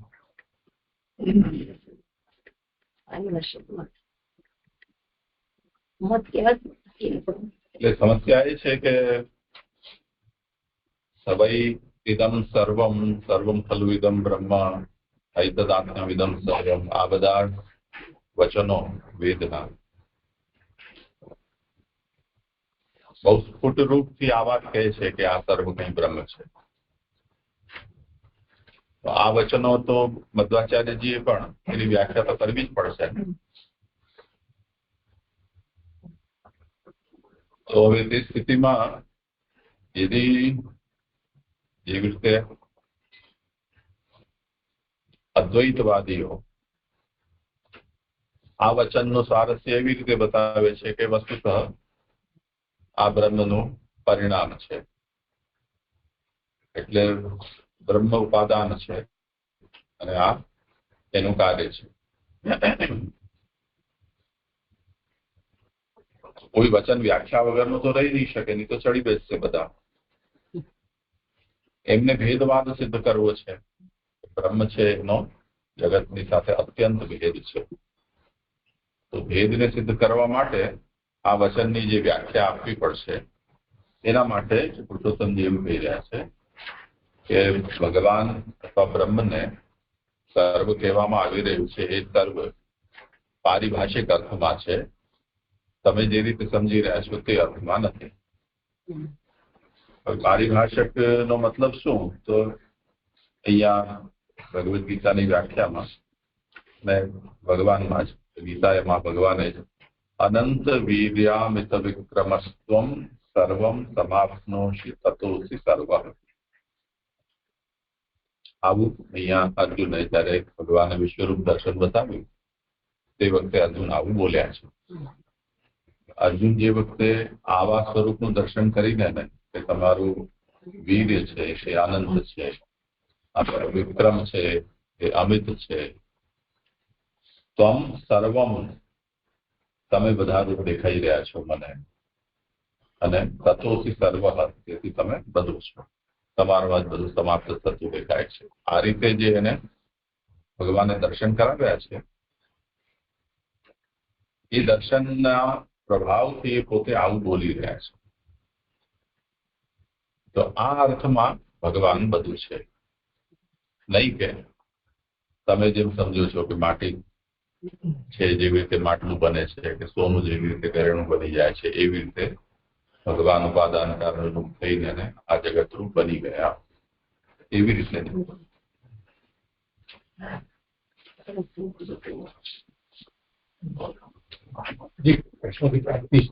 ત્રીસમા શ્લોકની ઉત્થાનિકાથી જે ચાલે છે ને કે હવે આગળના શ્લોકથી સ્થિતિ કહે છે. સ્થિતિ માટે તો જે એક જ 30મો શ્લોક આવ્યો કે આ બધું નારાયણમાં સ્થિત છે એટલું આવ્યું, અને આગળ પછી બીજો વિષય ચાલુ થયો. આગળ એટલે ત્યાં ઉત્પત્તિ અને લયનું આવ્યું કે બ્રહ્માજી ઉત્પત્તિ માટે છે, શિવજી લય માટે, મહાદેવજી લય માટે, વિષ્ણુજીનું નિરૂપણ નથી આવ્યું. તો અહીંયા જે નારાયણમાં બધું સમાવેલ છે એ નારાયણને બધી વિષ્ણુ તરીકે સમજવું એવું સર્વત્ર એમ જ સમજવાનું થશે, કેમ કે તો તે રૂપથી જ ભગવાન છે. જી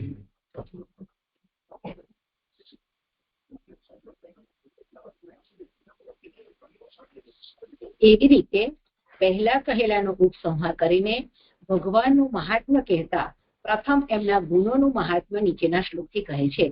એટલે કે અહીંયા ભગવાનનું મહાત્મ્ય બતાવ્યું એ કહી અને હવે એમના ગુણોનું મહાત્મ્ય કહી રહ્યા છે. ન ભારતી મે અંગમ મૃષોપલક્ષ્યતે ન વૈ ક્વચિન્મે મનસો મૃષા ગતિ ન મે ઋષિકાની પતંત્ય અસત્પસ્થે યન્મે હૃદોત્કંઠ યવતા ધૃતો હરિ. હે વહાલા, મારી વાણી ખોટી જણાતી નથી, કોઈ પ્રસંગે મારા મનની ગતિ ખોટી નથી જ થતી, મારી ઇન્દ્રિયો નિંદિત માર્ગે જતી નથી, કારણ કે પ્રેમ વાળા હૃદયથી હરિને ધારણ કરેલા છે. આ બ્રહ્માજી કહી રહ્યા છે. હૃદયમાં તિરોહિત થયેલા, સુબોધિનીજી, હૃદયમાં તિરોહિત થયેલા ભગવાન દુર્બુદ્ધિ ઉત્પન્ન કરે છે. તેથી મેં ઔત્કંઠ્ય બતા એટલે કે વધતા જતા પ્રેમ વાળા હૃદયથી ભગવાનને ધારણ કરેલા છે અને એમાં વાણી રહે છે.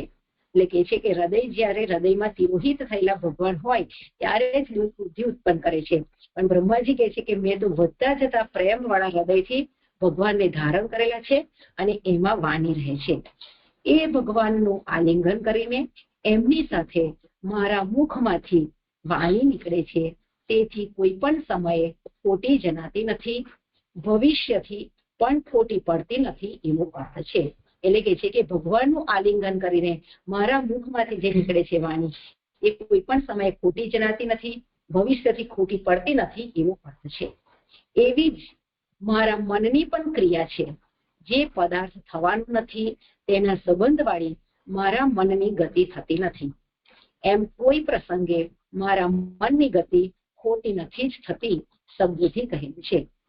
એટલે આગળ બ્રહ્માજી કહે છે કે મારા મનની પણ ક્રિયા છે કે એવી જ મારા મનની પણ ક્રિયા છે કે જે પદાર્થ થવાનો નથી તેના સંબંધ વાળા મારા મનની ગતિ થતી નથી અને કોઈ પ્રસંગે મારા મનની ગતિ ખોટી થતી જ નથી શબ્દથી કહેલું છે. પરંપરાના સંબંધથી પણ ભગવાનનું મહાત્મ્ય જણાવ્યું. આ રીતે પરંપરાના સંબંધથી એટલે કે પ્રભુની મનની ક્રિયા કીધી અને એમની ગતિ કીધું. એના દ્વારા સમજાયું કે પરંપરાના સંબંધથી આ રીતે ભગવાનનું મહાત્મ્ય બતાવ્યું. ભગવાનની સાથે મારો સંબંધ છે અને મારા માત્ર અભિમાન સાથે મન વગેરેનો સંબંધ છે એમ જણાવવા સર્વ સ્થળે મારું એમ કહે છે. એટલે કે છે કે ભગવાનની સાથે મારો સંબંધ છે અને મારા માત્ર એટલે કે જે અભિમાન છે એ મનનો વગેરેનો સંબંધ છે. એના કારણે સર્વ સ્થળે મારું એમ બ્રહ્માજી કહે છે કે એમ કહેલ છે. ઋષિકાની એટલે કે ઇન્દ્રિયો અસત પથે એટલે નિંદિત માર્ગે જતી નથી. વાણીનો સંબંધ હોય ત્યારે તો ભગવાન હૃદયમાં સ્થાપન કરેલા ન હોવાથી એનાથી વ્યભિચાર થતો નથી. એટલે કે છે કે જયારે વાણીનો સંબંધ હોય તો ભગવાન હૃદયમાં જો સ્થાપન કરેલા હોય તો વ્યભિચાર થતો નથી. એટલે સ્થાપન કરેલા ના હોય તો વ્યભિચાર થાય, પરંતુ બ્રહ્માજીને તો વાણીની અંદર પણ એ ભગવાનને ધારણ કરેલા જ છે. એટલે કે વધતા જતા પ્રેમ વાળા હૃદયથી ભગવાનને ધારણ કરેલા છે અને એમાં જ વાણી રહેલી છે એટલે એમને વ્યભિચાર થતો નથી. એની 1 નંબરની એ ફૂટનોટ છે. નીતિશાસ્ત્રમાં હિંસાના પ્રયોગ છે. કામશાસ્ત્રમાં પરસ્ત્રી સાથેના સુરતનું મુખ સુખ કહેલું છે. એમાં બ્રહ્માએ કહેલાનો અનુવાદ જોવામાં આવતો હોવાથી બ્રહ્માની વાણી નિંદિત માર્ગે ગયેલી છે. તેથી એ એવા માર્ગે જતી ન હોવાનું કેમ પહોંચવો એવી શંકા થાય. અમે એ શંકા કરી રહ્યા છો તો કે છે તેથી આ કહેલ છે કે એવો સંબંધ થવા છતાં પણ મન અને વાણીથી ભગવાનનું સ્મરણ થતું ન હોય તો વાણીથી કહેલું સત્ય જ થાય એવું ન બને. તેથી વાણી સાથે ભગવાન મુખમાંથી નીકળે એ જ એમના વિસ્મરણનો અભાવ છે. એટલે કે બ્રહ્માજીના મુખમાંથી વાણી સાથે ભગવાન મુખમાંથી નીકળે એવું તો બનતું જ નથી. એ તો એમને તો એમનું સ્મરણ જ રહે છે. એટલે અહીં આગળ વિસ્મરણનો અભાવ રહેતો જ નથી. એટલે કોઈ વ્યભિચાર થતો નથી બ્રહ્માજી માટે. આગળ ધારણ કરેલા એની 2 નંબરની ફૂટનોટ છે. પછી જે નીતિશાસ્ત્રમાં હિંસાના પ્રયોગ કીધા ને એ મને નથી સમજવું છે. ધારણ કરેલા ભગવાને કેમ તમારું ઈચ્છેલું કરેલું એની 2 નંબરની ફૂટનોટ છે કે ધારણ કરેલા એટલે કે પ્રેમથી બંધાયેલા ભગવાને કેમ તમારું ઈચ્છેલું કરેલું એ સંબંધમાં હરી શબ્દ કહે છે. વધતા જતા પ્રેમ વાળા હૃદયથી શબ્દથી નીચે પ્રમાણે અર્થ કહે છે કે ચિત્તમાં ભગવાન ઉપરનો પ્રેમ પ્રાપ્ત કરવો, પછી પ્રેમથી વિટાયેલું ચિત્ત સર્વત્ર રહેતા ભગવાનને જુશે. એટલે કે છે કે જેવી રીતે વધતા જતા પ્રેમ વાળા હૃદયથી ચિત્તમાં ભગવાન ઉપરનો પ્રેમ પ્રાપ્ત કરવો અને પછી પ્રેમથી વિટાયેલું ચિત્ત એ સર્વત્ર ભગવાનને જુશે. ઉદાહરણથી સમજાવે છે જેમ રસન ઇન્દ્રિય સાથેની જીભ એ દ્રવ્યોમાં રહેલા રસોને પોતે જ ગ્રહણ કરે છે, પરંતુ એને તે રસોનું જ્ઞાન પહેલા હોવાથી અહીંથી લખેલું છે પહેલા હોવાથી જરૂર નથી, તેવી રીતે ભક્તિમાં પ્રવેશેલું ચિત્ત પોતે જ ભગવાનને જુશે. એટલે કે છે જેવી રીતે રસન ઇન્દ્રિયથી જીવ દ્રવ્યોમાં રહેલા રસોને પોતે ગ્રહણ કરે છે, એ જ રીતે રસો એટલે કે એને રસોનું જ્ઞાન પહેલા હોવાનું જરૂર નથી, તેવી જ રીતે ભક્તિમાં પ્રવેશેલું ચિત્ત છે એ પોતે જ ભગવાનને જુશે. દરેક મુકરર કરેલી ઇન્દ્રિયના જેવી ભગવાનની ભક્તિ છે. એટલે કે નક્કી એટલે કે નિર્ણય કરેલો છે કે જે ઇન્દ્રિયને જે કાર્ય કરવાનું છે એ પ્રમાણે જ એ કરે છે, એવી જ રીતે જે ભક્તિ કરે છે એને ભગવાનની ભક્તિ જ પ્રાપ્ત થાય છે. એટલે પ્રેમ વાળા હૃદયથી હરિને ધારણ કરેલા એને ભક્તિ પ્રાપ્ત થાય છે. એમાં 3 નંબરની ફૂટમાં છે કે ભગવાનની ભક્તિ છે એટલે કે મનથી રૂપ રસ વગેરેનું ગ્રહણ થાય ત્યારે ચક્ષુ અને જીભની ક્રિયા જણાય, તેમ ભક્તિથી ભગવાન જ જણાય છે. એટલે કે મનથી જે રીતે રૂપ અને રસ વગેરે ગ્રહણ થાય છે, એવી રીતે ચક્ષુ અને એ જીભની ક્રિયા છે તેમ ભક્તિથી જ ભગવાન જણાય છે. શ્લોક સંપન્ન થયો છે.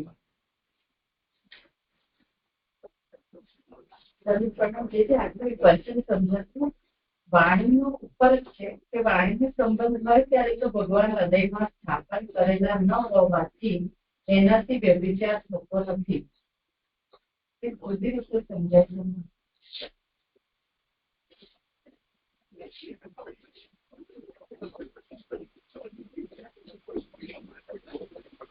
એ સરકારની રીતે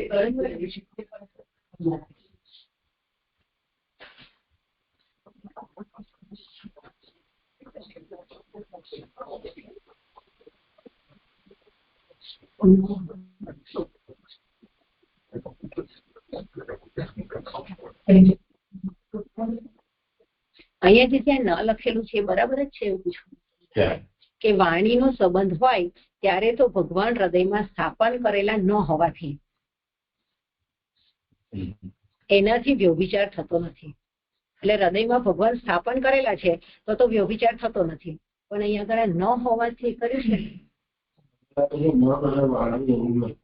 એ ખબર નથી પડતી.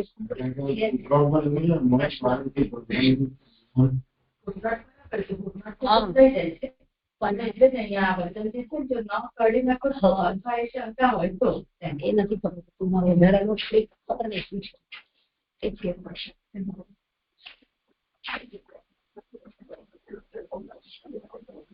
અને એવી જ રીતે છે ને કે પરંતુ એને તે રસોનું જ્ઞાન પહેલા હોવાથી જરૂર નથી, તો અહીં પણ નહીં આવે, હોવાની જરૂર નથી. નહીં, આ તો બરોબર છે. નાલામાં જે આવ્યું છે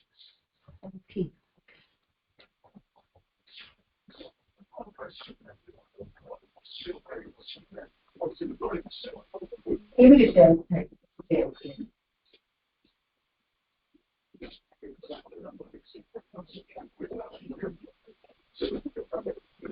અહીંયા જે પુરુષોત્તમજી એ પ્રકાશ એના ઉપર લખ્યો છે એની સાથે એને જોડીને કરો.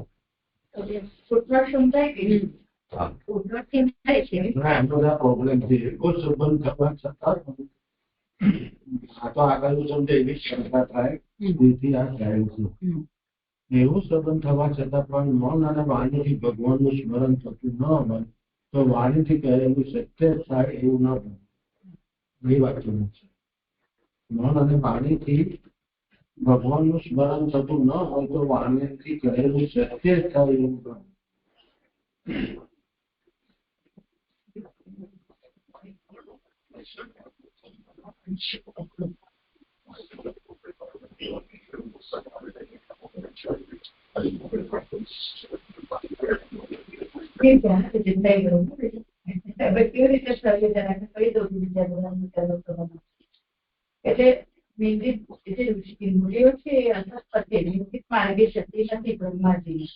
તો વાણીનો સંબંધ હોય ત્યારે તો ભગવાન હૃદયમાં સ્થાપન કરેલા ન હોવાથી એનાથી વ્યભિચાર થતો નથી.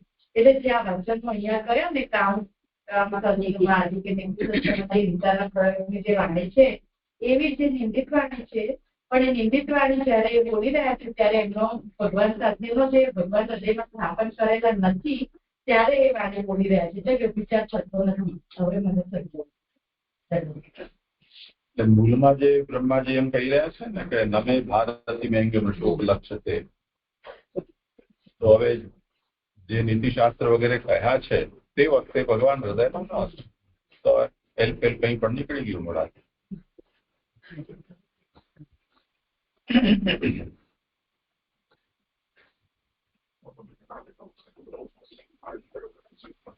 આ જે અનુવાદ છે એમાં કેટલીક જગ્યાએ અક્ષરશઃ અનુવાદ કરવાથી આ ગડબડી થાય છે. જો ભાવાનુવાદ કર્યો હોય ને સરળતા થઈ જાય.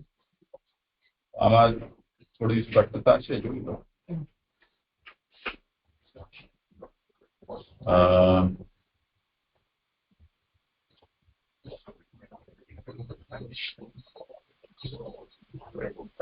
હૃદયમાંથી ભગવાન તિરોધાન થતા તે ખોટી બુદ્ધિ ઉત્પન્ન કરે છે. તેથી મેં પ્રેમથી ઉછળતા હૃદયમાં ભગવાનને ધારણ કર્યા છે. ત્યાં ભારતી પણ છે. તે ભગવાનને આલિંગન કરીને મારા મોઢામાંથી નીકળે છે. તેથી તેની સાથે ભગવાન છે, તેથી તે કોઈ દિવસ ખોટી નથી પડતી. ભાવિ પદાર્થોમાં પણ તે ખોટી નથી પડતી. તે મારા મનમાં જે આવે તે પણ ન થાય એમ ન બને. એટલે મન પણ ખોટે રસ્તે જતું, કારણ કે હું ભગવાન સાથે બંધાયેલો છું. મારા અભિમાનમાં મન વગેરે બંધાયેલું છે. મારી ઇન્દ્રિયો ખોટે માર્ગે ચાલતી નથી. તો આ થયું. હવે રહી વાત વાણી. વાણીના સંબંધમાં તો ભગવાન હૃદયમાં સ્થાપન નથી કર્યા, તેથી તેનો વ્યભિચાર નથી. એટલે કદાચ વાણી મારી લપસી પડે તો એમાં દોષ નથી, કેમ કે તે વખતે એમાં ભગવાન ધારણ નથી કર્યું.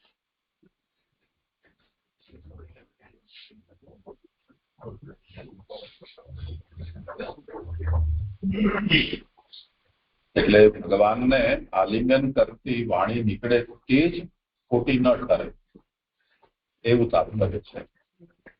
બીજી બધી વાતમાં કદાચ આગળ પાછળ હોઈ શકે.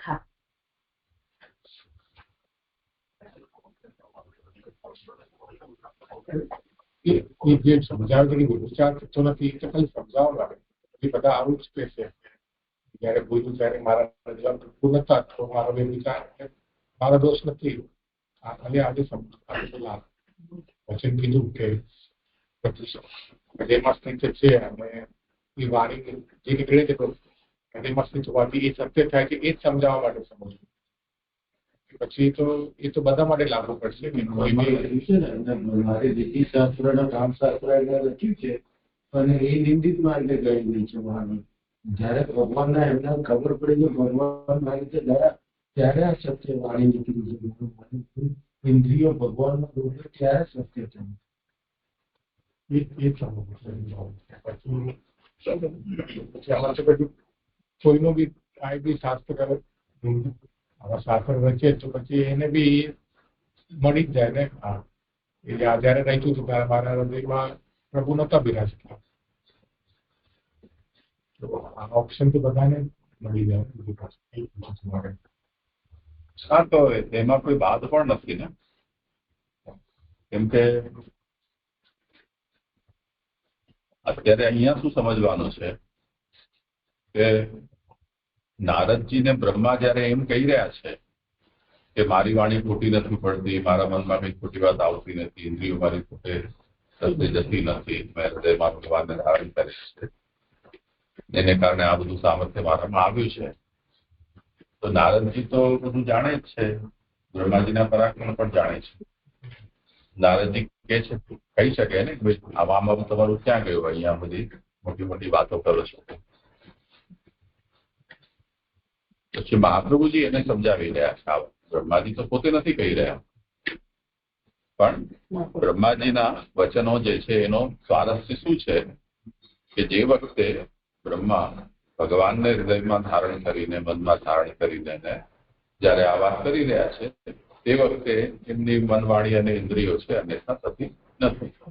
બાકીનામાં થતી હોય તો બાકીના જે પ્રસંગો છે એમાં તે વખતે ભગવાન એમના હૃદયમાં નથી બિરાજી રહ્યા. એટલે જ આનો પ્રથમ સુબોધજીની પંક્તિનો આરંભ છે મહાપ્રભુજી એનીથી કરે છે કે હૃદયમાં વિરોધ થયેલા ભગવાન દુર્બુદ્ધિ ઉત્પન્ન કરે છે. તો એ તો સર્વત્ર છે. એમાં એવી કેટલી અપેક્ષા આપણને બહુ આદર્શવાદી ન બનવું જોઈએ કે કોઈને એટલે ઉપર પણ ન ચડાવી દેવા જોઈએ. બધાની સાથે આવું થાય. જયારે મહાવીર ઠેકાણે નતું, જેમ કે મહાપ્રભુજીનું પણ ઉદાહરણ લઈએ તો અંતઃકરણ પ્રબોધમાંથી મહાપ્રભુજી એ જ વાત તો કહી રહ્યા છે ને કે જયારે પહેલી આજ્ઞા થઈ તે વખતે હૃદયમાં ભગવાન ન હતા, તે વખતે લોકોદ્ધાર છે એ હતું હૃદયમાં, એટલે ભગવાનની આજ્ઞા પણ ન પાડી. એવી રીતે કૃષ્ણદાસ કહે છે સુરતે અસુરભાઈ અસુરતે સુરભાઈ ચરણ ન છોડે. તો એ તો સર્વત્ર છે. દેવતાઓમાં ચાહે ઋષિઓ હોય, આચાર્યો હોય, ભક્તો હોય, એ ધૃતરાષ્ટ્ર વગેરે પણ આ જ કહે છે. દુર્યોધન પણ કહી રહ્યો છે કે જાનમી ધર્મમ ન છે પ્રવૃત્તિ જાનામ ને ધર્મમ ન છે.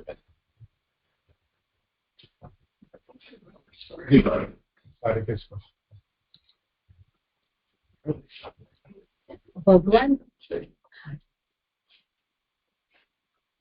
દંડવત પ્રણામ જોજે.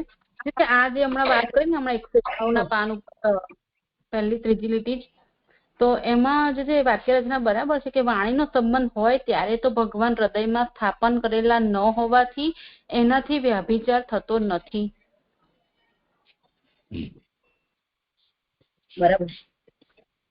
બરાબર છે. તો એટલે મને એવું લાગે છે કે ભગવાન હૃદયમાં સ્થાપન કરેલા ન હોવાથી વ્યભિચાર થાય છે એવું ના હોવું જોઈએ. ના, થતો નથી. એટલે હમણાં એક વાતની ચર્ચા કરી કે જે હમણાં સમજાવ્યું ને આ વાતમાં જ સમજાવ્યું અર્પિતાબેન. હવે તમે ના સમજાવો એ તો એટલે એમાં આ વાક્યમાં એટલું સમજ્યું કે પાણીનું શોધન હોય ત્યારે તો ભગવાન હૃદયમાં સ્થાપન કરેલા ન હોવાથી એનાથી વ્યભિચાર થતો નથી. એમાં 1 નંબરની જે ફૂટનોટ છે એમાં એમ કહી રહ્યા છે કે નીતિ શાસ્ત્રમાં હિંસાનો પ્રયોગ છે, કામ શાસ્ત્રમાં પરસ્પર સાથેના સુરતનું શું કહેલું છે, એમાં બ્રહ્માજીએ જે પણ કંઈ કહ્યું છે એમાં એનાથી બ્રહ્મા એની વાણી નિંદિત માર્ગે ગયેલી છે એવું કોઈ કહી દે તો નિંદિત માર્ગે ગયેલી જ છે જો આવું કહ્યું છે તો બ્રહ્માજી એમ કહી રહ્યા છે કે જયારે ભગવાન હૃદયમાં સ્થાપન કરેલા ના હોય તો વ્યભિચાર થશે, એનાથી આવી વાણી થશે. પણ ભગવાન હૃદયમાં સ્થાપન કરેલા છે તો આવી વાણી થતી નથી. બસ આટલું. ભગવાન હૃદયમાં સ્થાપન કરેલા હશે તો પછી આવી વાણી નહીં થાય. એમ ઉત્તમ જ થશે. એટલું જ અહીંયા સમજવા.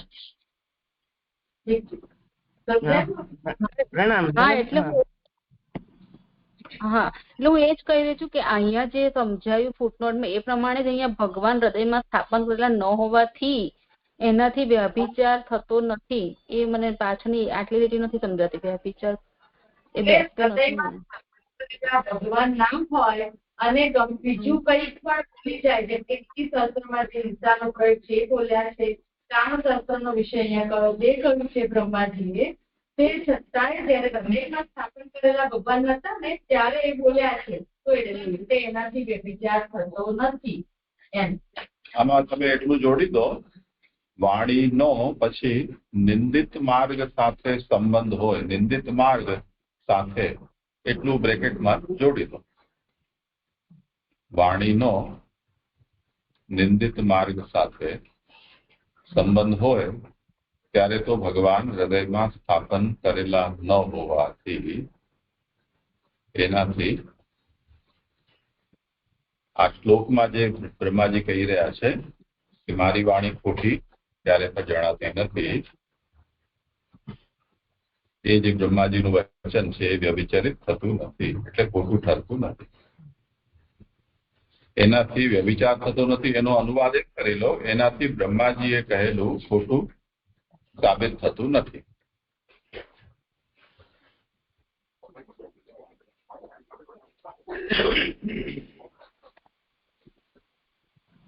હા, પ્રણામ શારદા. હા, પ્રણામ.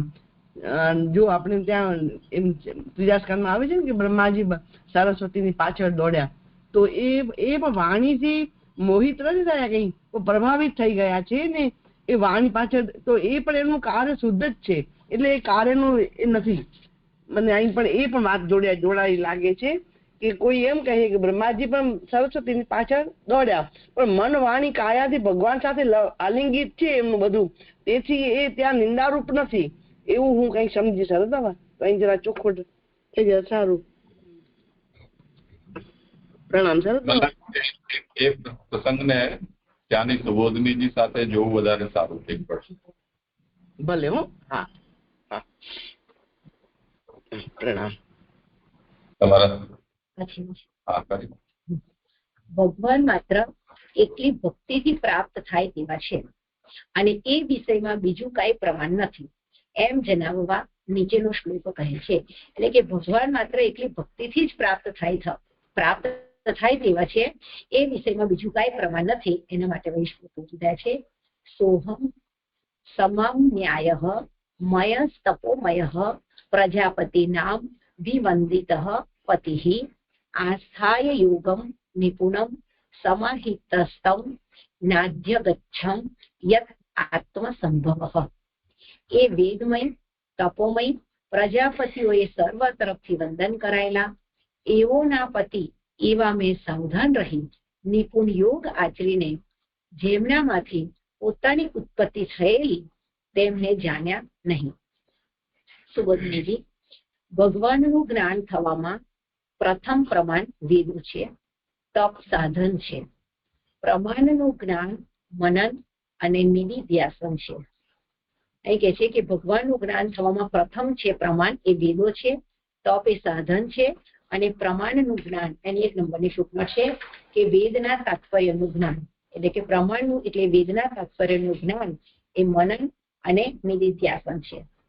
અંદરનું સાધન યોગ છે, એનું ફળ એ ચિત્તનું એકાગ્રપણું છે.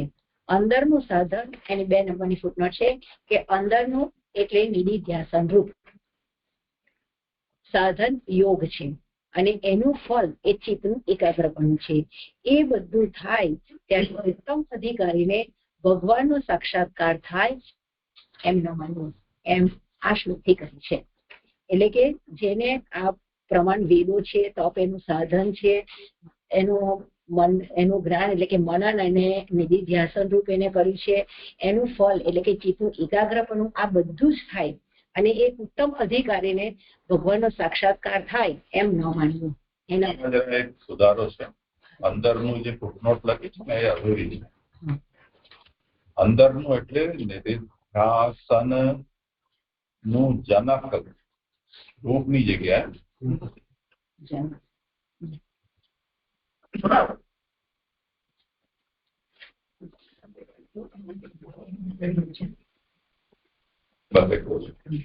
એટલે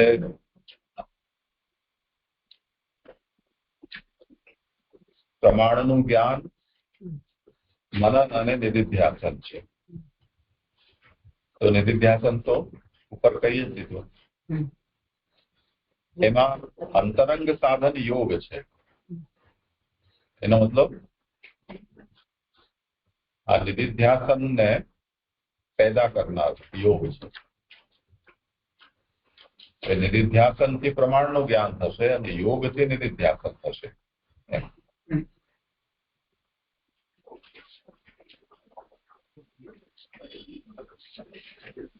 એ બધું થાય ત્યારે ઉત્તમ અધિકારીને ભગવાનનો સાક્ષાત્કાર થાય એમ ન માનવું, એમ આ શ્લોકથી કહે છે.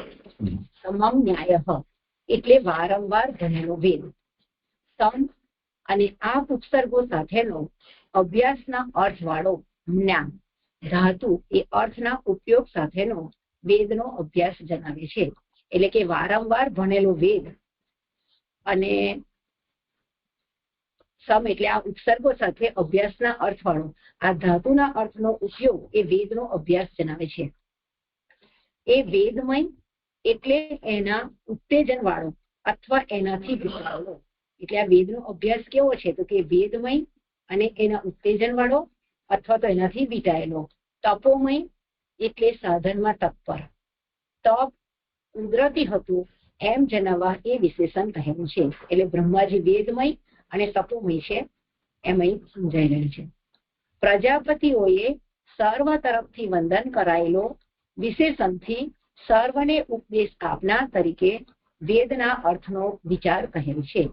અને પ્રજાપતિ શબ્દથી એમના જ્ઞાનની પરંપરા પણ સૂચવેલી છે.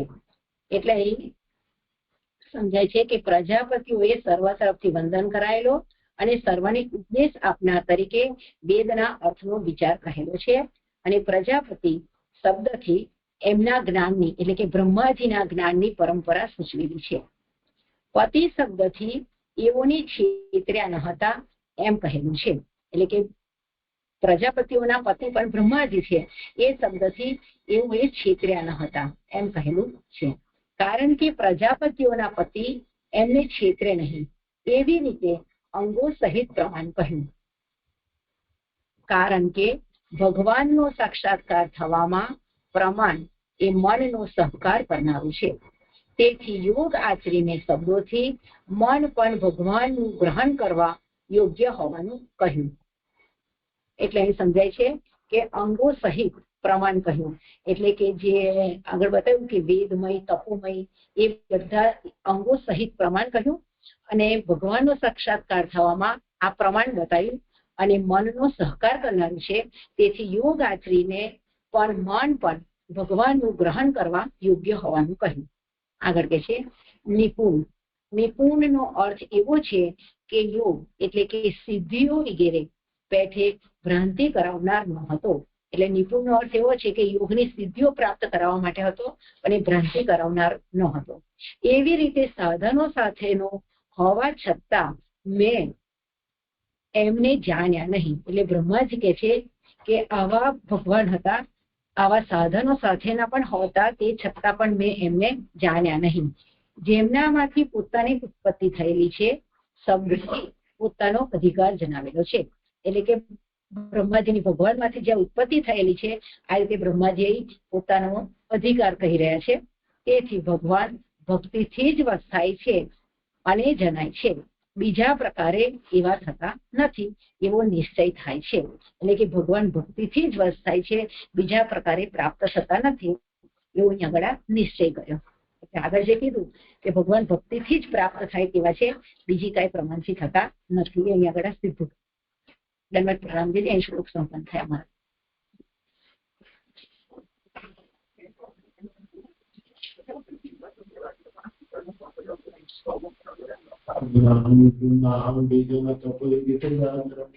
હા